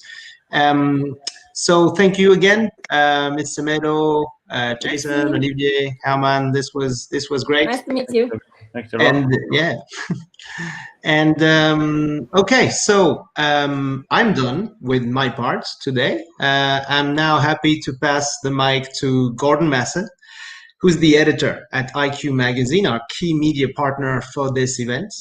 Gordon, you will be running our last session of the day. Hey, Gordon. Hi there. A fireside conversation with the initiators of the Arena Resilience Alliance to wrap up this very dense program that we had today. Gordon, welcome. The floor is yours.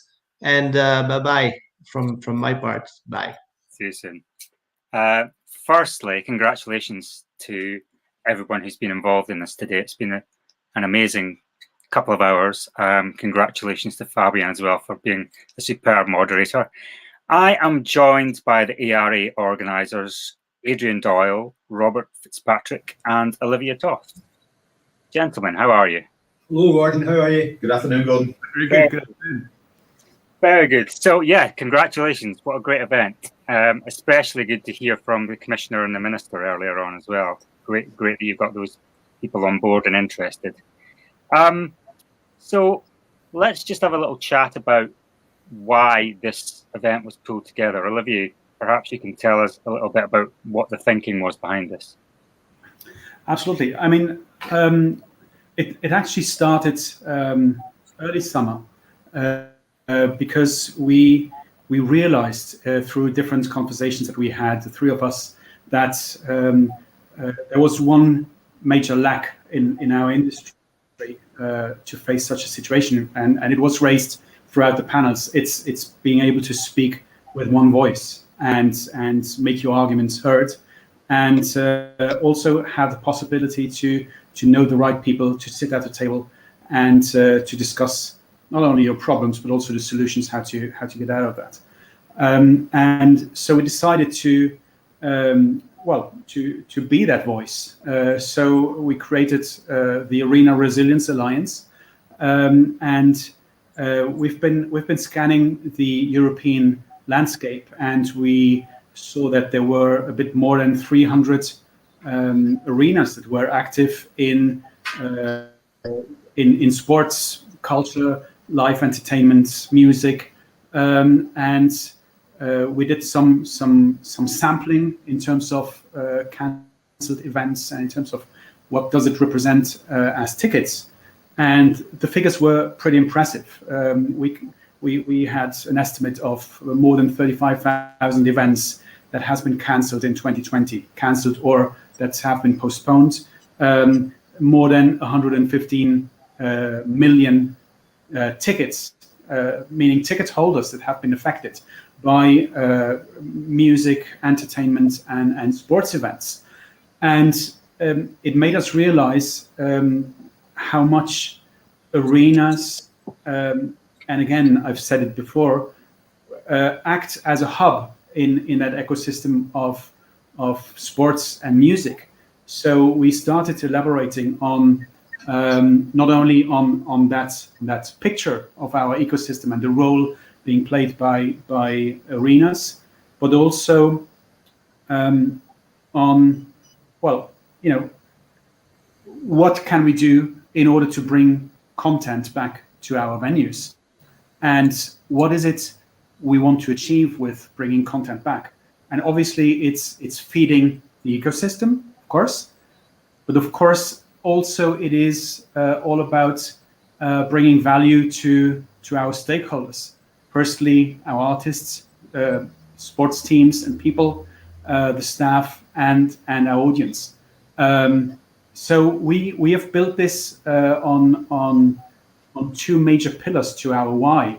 The one being that pan-European approach that we discussed throughout the two sessions, and a certain level of harmonized or coordinated approach between countries. Why? Because we have many borders inside our Europe as we know it, and so we need to make sure that we have common set of rules, guidelines that allow people to work when touring cross-border. And the second is, as I just mentioned, as well, the second pillar is the well-being and mental health that we care about for all of our stakeholders. And you can see it. People really, I mean, they would really love to go see shows and live events, but they can't. And we have artists who would love to play, but they can't. So it's really what motivates us and what drives us to create this initiative and today's webinar, to find solutions to exactly that problematic. Okay, so today's webinar is not a one-off though. Adrian, there's going to be another second part fairly soon. Can you talk a little bit about that? Yeah, Gordon, we could possibly refer to it as the return leg, if this was the game of two halves. So the dialogue we've had so far and over the past several months, as Olivia said, from early summer, has opened up those really important channels for understanding. And as so many of the panelists have said, for the policymakers, the public health authorities and officials to understand what we do and what we can do as a sector and as an industry, but for us to understand what they need us to do. At the moment, I suppose we had to accept that they can't let us reopen because of the public health issues. But there's a whole industry that is built on the show must go on. And probably from Herman speaking, from Jason, certainly we know from arenas, everybody has or is ready to go with whether it be procedures, policies, infrastructure we can all put in place, because that's what the industry does when it's faced with a challenge. It puts things in place so the show can go on. But everybody's been swimming against the tide. The tide of COVID is just stronger than anything we can throw at it at the moment. So there's the hope now that the tide is turning. Vaccines are on the scene. They won't be in place next year. I think Jason, in his part, they referenced June next year, and the summer of being back up and running. So with those lines of dialogue we've got, what we want to do now is get back to business. As Jason said, it's essential. Next year is about surviving and starting to thrive. It's not about making huge profits next year. but it's to drive confidence. And I'd say on three main areas. We've got the confidence of the public who we want to buy our tickets and come to our events and fill our arenas. And we're pretty sure that's there, you know, from the tickets that have been held on to people throughout this and haven't been refunded, from the shows that have gone on sale and how they've been received, and events and gatherings you see in society. So the confidence of the public, if we put the right things in place, will ultimately be there.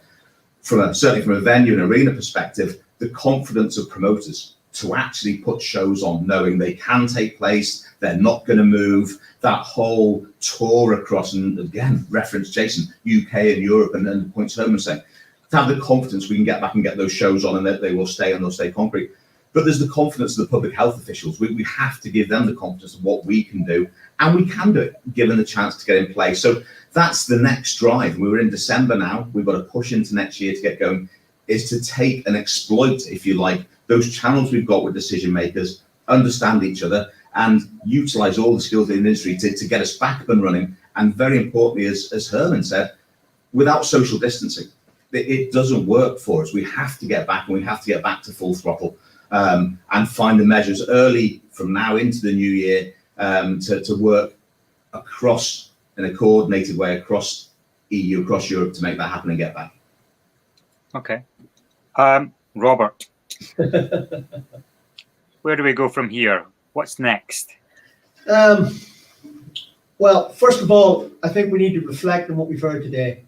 I think there's been some very valuable information given to us today that allows us to plot our next move with a fair degree of certainty. I think that both panels were exceptional, and I took three main points of reference for what I want to talk about. The first point of reference was probably the most obvious, and it came from Herman, where he actually said there was no lobby. In 6 months, from myself and Olivia and Adrian had a long conversation about the establishing of this initiative, we've managed to submit a resolution to Parliament, meet with the Commissioner, meet with 2 MEPs, and attract the other Commissioner to come on to our webinar today. It's vitally important that we keep pushing at what is now an open door. And to my mind, the next obvious challenge for the ARA, if you like, is to go in front of the Cult Committee with a complete revision of why we do what we do, and why we're essential to a return to what everybody's normality is. Now, I'm not that concerned about the how part of this, because the how part of it will always find a way, because the show must go on. What I'm passionate about is the why. And we need to go to the Cult Committee and tell them why they need to start recognizing us as a very powerful advocate for the return to live music and live sport across the continent of Europe, including the UK. They also need to recognize the help that we can bring to the table, and that they don't have to operate in an isolation of relying on what the member states are feeding back up to them, or what a very disparate group of organizers are coming together to say. In a very simple, coordinated way, we can communicate a path to the return of live sport and live events by collaborating and cooperating and using arenas and our festivals as the hub of our existence, and simply starting to spoke out each of the ecosystem spokes that need to exist, as Olivia has very well put it, for the wheel to start and run again. Now, Herman made the point of no lobby. Jason made the point of intervention now.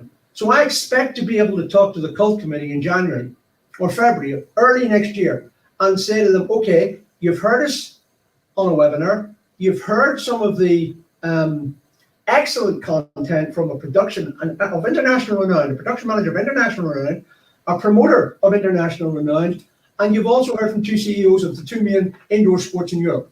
Now, we need you to listen to us and listen to what we have to say to you about why you need to construct your policy this way. It's fabulous that the resource has already been indicated. It's actually much more fabulous that we've already got MEPs thinking about resolutions. Ms. Semedo is on the cult committee. We will be lobbying her after this meeting to say, okay, give us the date when we can come and talk to you formally about what this resilience actually means.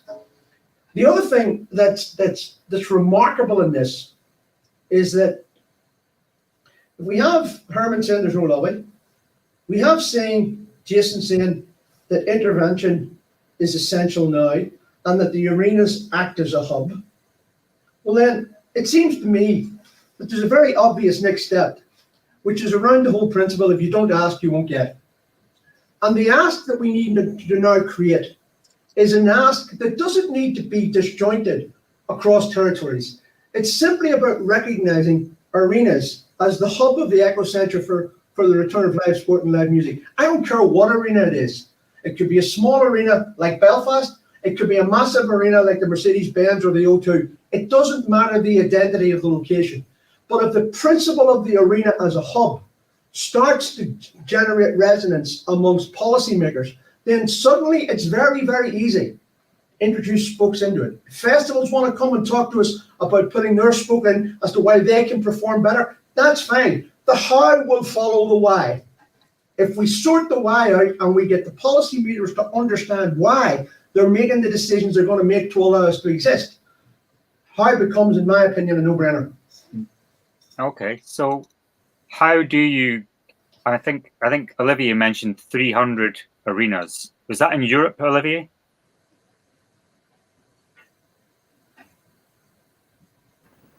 Yes, that was Europe and UK. Okay, so obviously the majority of those arenas aren't part of the European Arenas Association. They might be a part of something else.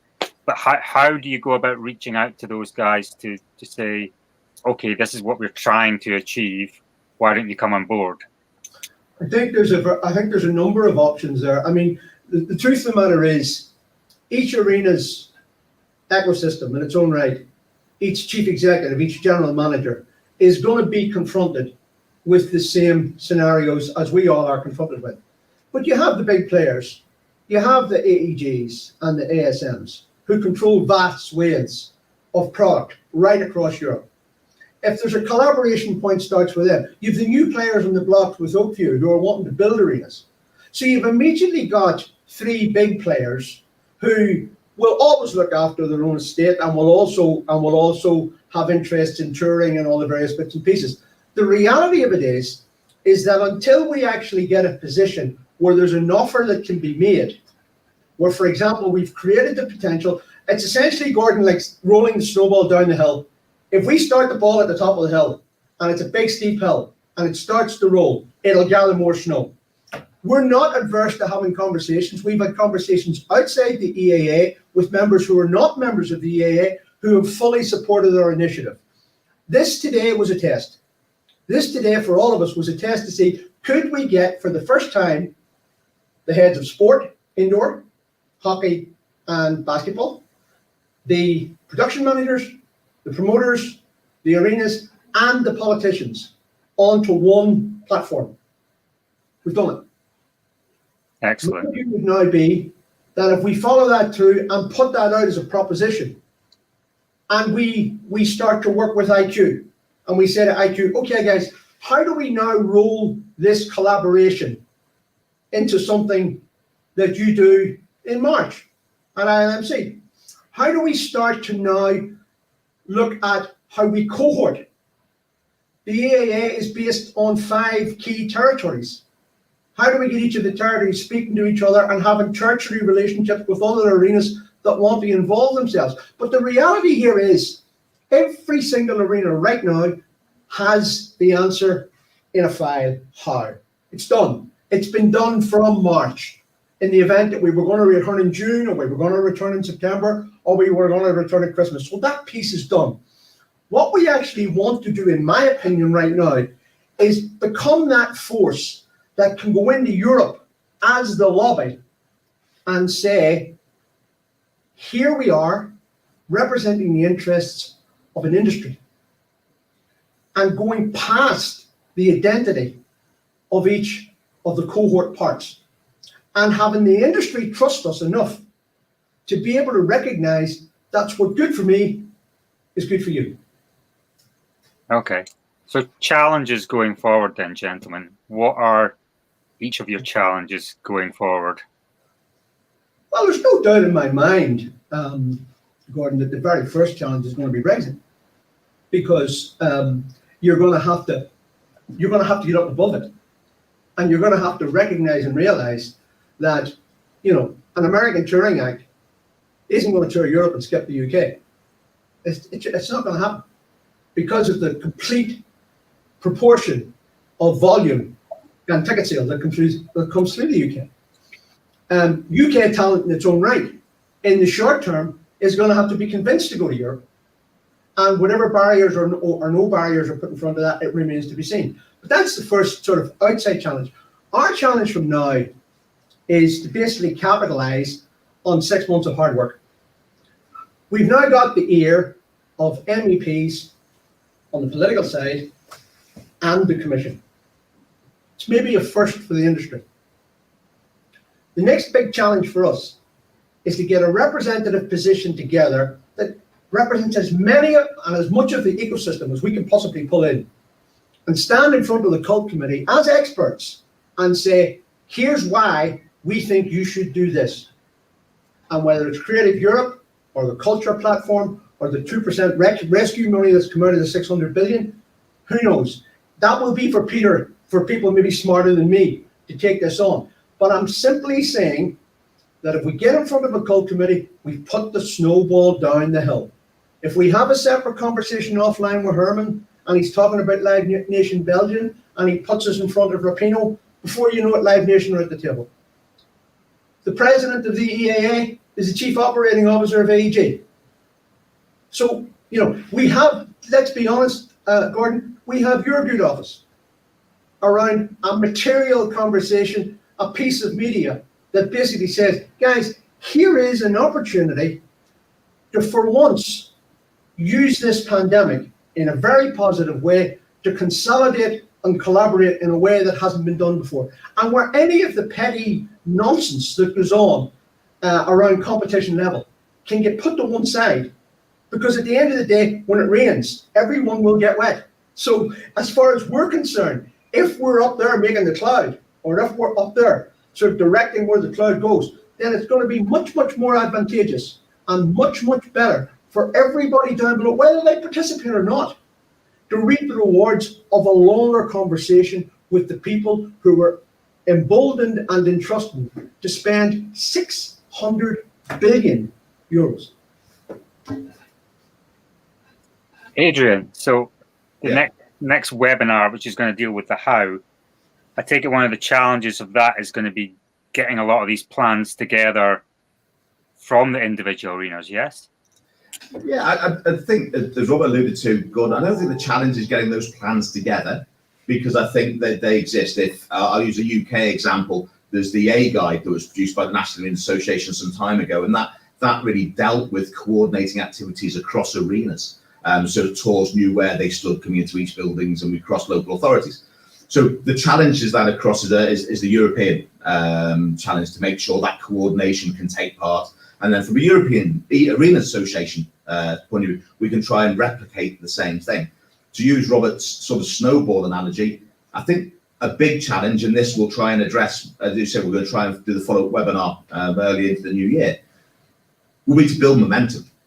Because COVID-19 isn't just going to disappear now we've said vaccines. Families are going to gather at Christmas time specifically. The flu season is upon us. There's bound to be some bumps along the road. And I think John Langford alluded to that when he did his opening remarks today. So the challenge is not over. So I think it's building momentum that takes us through those challenges on the return, not as this year has had been stalled by the onslaught of COVID. So to take from where we go today, let's say a debrief from today's session, the feedback we get, the input we get, especially, and as I said earlier, with our EU politicians and colleagues. Then we look collectively, and with others as well, what that second leg looks like in terms of the return, what panel we put together, what commentators, what experience we need to bring in a coordinated way that message in, as Robert has said, to get the momentum and keep driving forward so that we are, back to my original point, we're understood, we understand exactly what the policymakers need from us. It is a challenge because we're talking about arenas, and a couple of the questions that have come in are just from how diverse the organisation, also the industry is and the sector is. There must be people maybe shouting at their screen saying, what about us, and we're doing this, and how we can make this work, and we have our own channels. So it's huge, and we've believed built into a very, very credible, powerful voice in a short period of time. We'll try and harness and take as many with us as we can, but that's the point. It's the challenge is to build momentum into the early new year and get us back operating in 2021, and that will be the focus of the second weather. Right, Olivier, your challenges as far as this goes on. You know, a lot has been said. I think a very important word has been mentioned. It's the momentum that we need to keep going and keep building on this, because you know this is the start.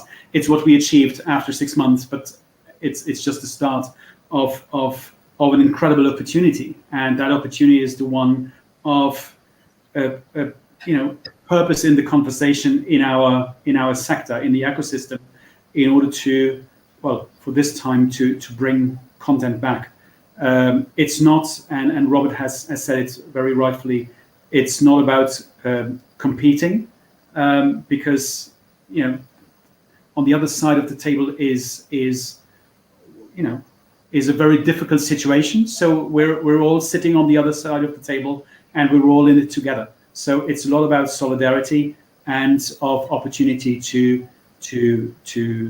have the proper conversation and target you know, solutions on how to get out of this all together. And I think it's been a great journey so far in this round, and I think we have, you know, open ears on policymaker level, which is a very positive sign. So I take from this afternoon a very positive feedback, and we'll go on pushing. Then I think it's that combination, and that's in considering our situation. It's a combination of that cross-border, international, pan-European level and the national level. I'll use a sentence that I've used in other contexts.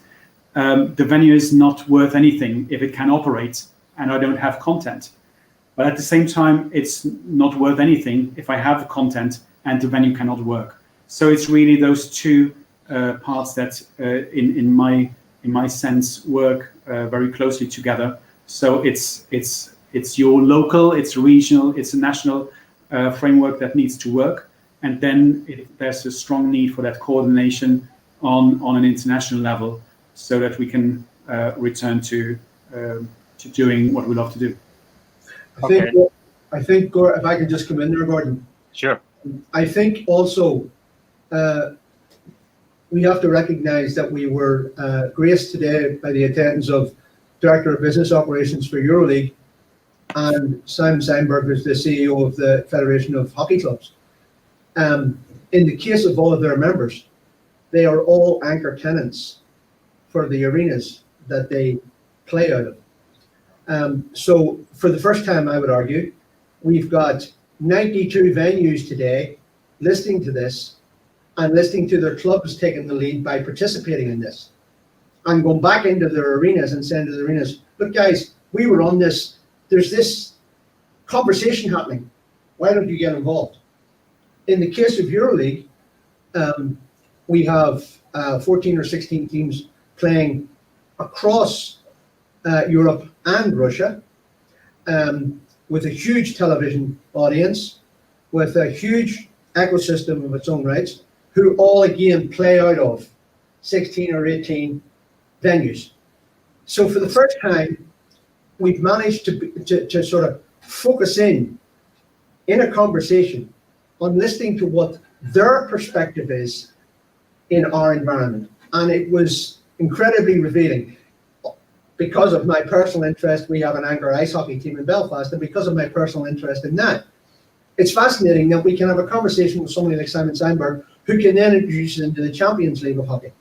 The Champions League of Hockey have a televised event, and they have most of Germany. Olli Hertel, who was our guest from Mercedes-Benz today, his anchor tenant is Eisbären Berlin.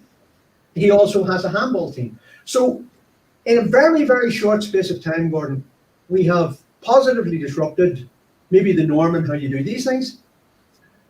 We've provoked, I would argue, a very laudable context of conversation. But more importantly, we're talking to you. We're talking to one of the industry sort of megaphones in IQ, who can very quickly see how this fits in to the bigger ecosystem and how this potentially has the opportunity to develop. So we have music, we have sport, we have promoters, we have production, we have real estate, we have a voice. Why wouldn't we use it? I've been called many things in my time, but I'm going to have to look up megaphone, I think. I was going to ask you as well, you talked about the why and the how, and I was going to ask you the very fair question that everybody wants to know is the when, but perhaps I'll tweak that into, you've had the game of two halves with sports and with the live music kind of side of things. Do you think that from your guys' point of view, from the arena point of view, sports is in a better place to come back before live music at the moment, just because of the way they're organized? I do. Well, I mean, it's already been proven. Eisbären, Dale won, I think, in Germany. Eisbären have announced that they're going to be playing in front of limited audiences in December. You've already seen last weekend the return to participation, fans participating. There was 1,000 fans or 600 fans at Anfield, and there was 1,000 fans allowed into the EFL games. So I think it's slowly but surely starting to break down. I think the line here, Gordon, and it's again one of the big why questions. And the purest example that I can give you is all of the poor restaurateurs that up until now have spent hundreds of thousands of pounds collectively to put in social distancing and to put in visors and to put in this and to put in that.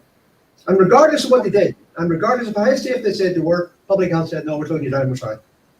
So all of that investment got wasted.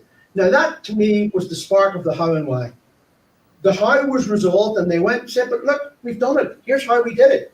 And they're not saying, well, you didn't ask us why, so why did you do it ahead of the game when you knew it was going to be X? Too many variables.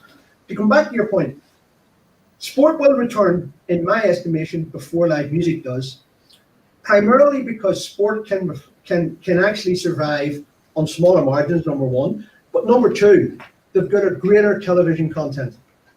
So there's a definite advantage that sport has over music. Don't get me wrong. We've all tried and we've all seen varying degrees of success with online shows, indoor and outdoor, across the period, and some has worked, some hasn't worked. For me, there isn't a promoter in Europe is going to put a show on to lose money. He might take a little bit of risk around proof of concept, little bit of risk, but that risk will have to be shared by the arena and the management and the band. The days of the promoter carrying all the risk on his shoulders is, in my opinion, over. So there's going to be a new conversation will happen where promoters are going to be talking to agents and talking to bands about guarantees and prices and tickets and all that good stuff, and then coming to arenas and saying to arenas, okay guys, this was always a straight rent, or it was always this, it was always this. What's the new diaspora going to look like? And quite frankly, right now, nobody knows. Nobody has a clue. So that's why I think sport will be back ahead of music. Yep. Okay, well, so I now understand about the why. I'm looking forward to hearing about and participating in the how, and I cannot wait until the when. So good luck with all your future endeavours with the ARA. Congratulations on again today, and I'm going to hand back to your moderator, Fabian. Thanks, everyone. Thanks, Gordon. Cheers. Cheers. All right. Thank you so much, Gordon, Adrian, Robert, Olivier, for this wrap-up session. I see that there's a lot in the pipeline in the next few weeks and months on behalf of the Arena Resilience Alliance, including a continued conversation with the Cultural Committee of the European Parliament, with the European Commission on Culture, and of course, a second online event sometime in the new year. I mentioned the word determination earlier to introduce the mood of this event. Well, I think our remarkable speakers have very much embodied this term today. So I want to thank them once again for their time, for their energy, and for the fact that they are certainly not giving up despite the current hardships. And I have no doubt that this energy will be converted into game-changing measures for the sports and culture sectors at national and European levels very soon. I hope you had a great time watching this at home or at the office. This, I guess, is the final whistle for this first event, but stay tuned for the second leg of the game very soon. Meanwhile, stay safe, stay resilient, and thank you again for sharing this moment with us today.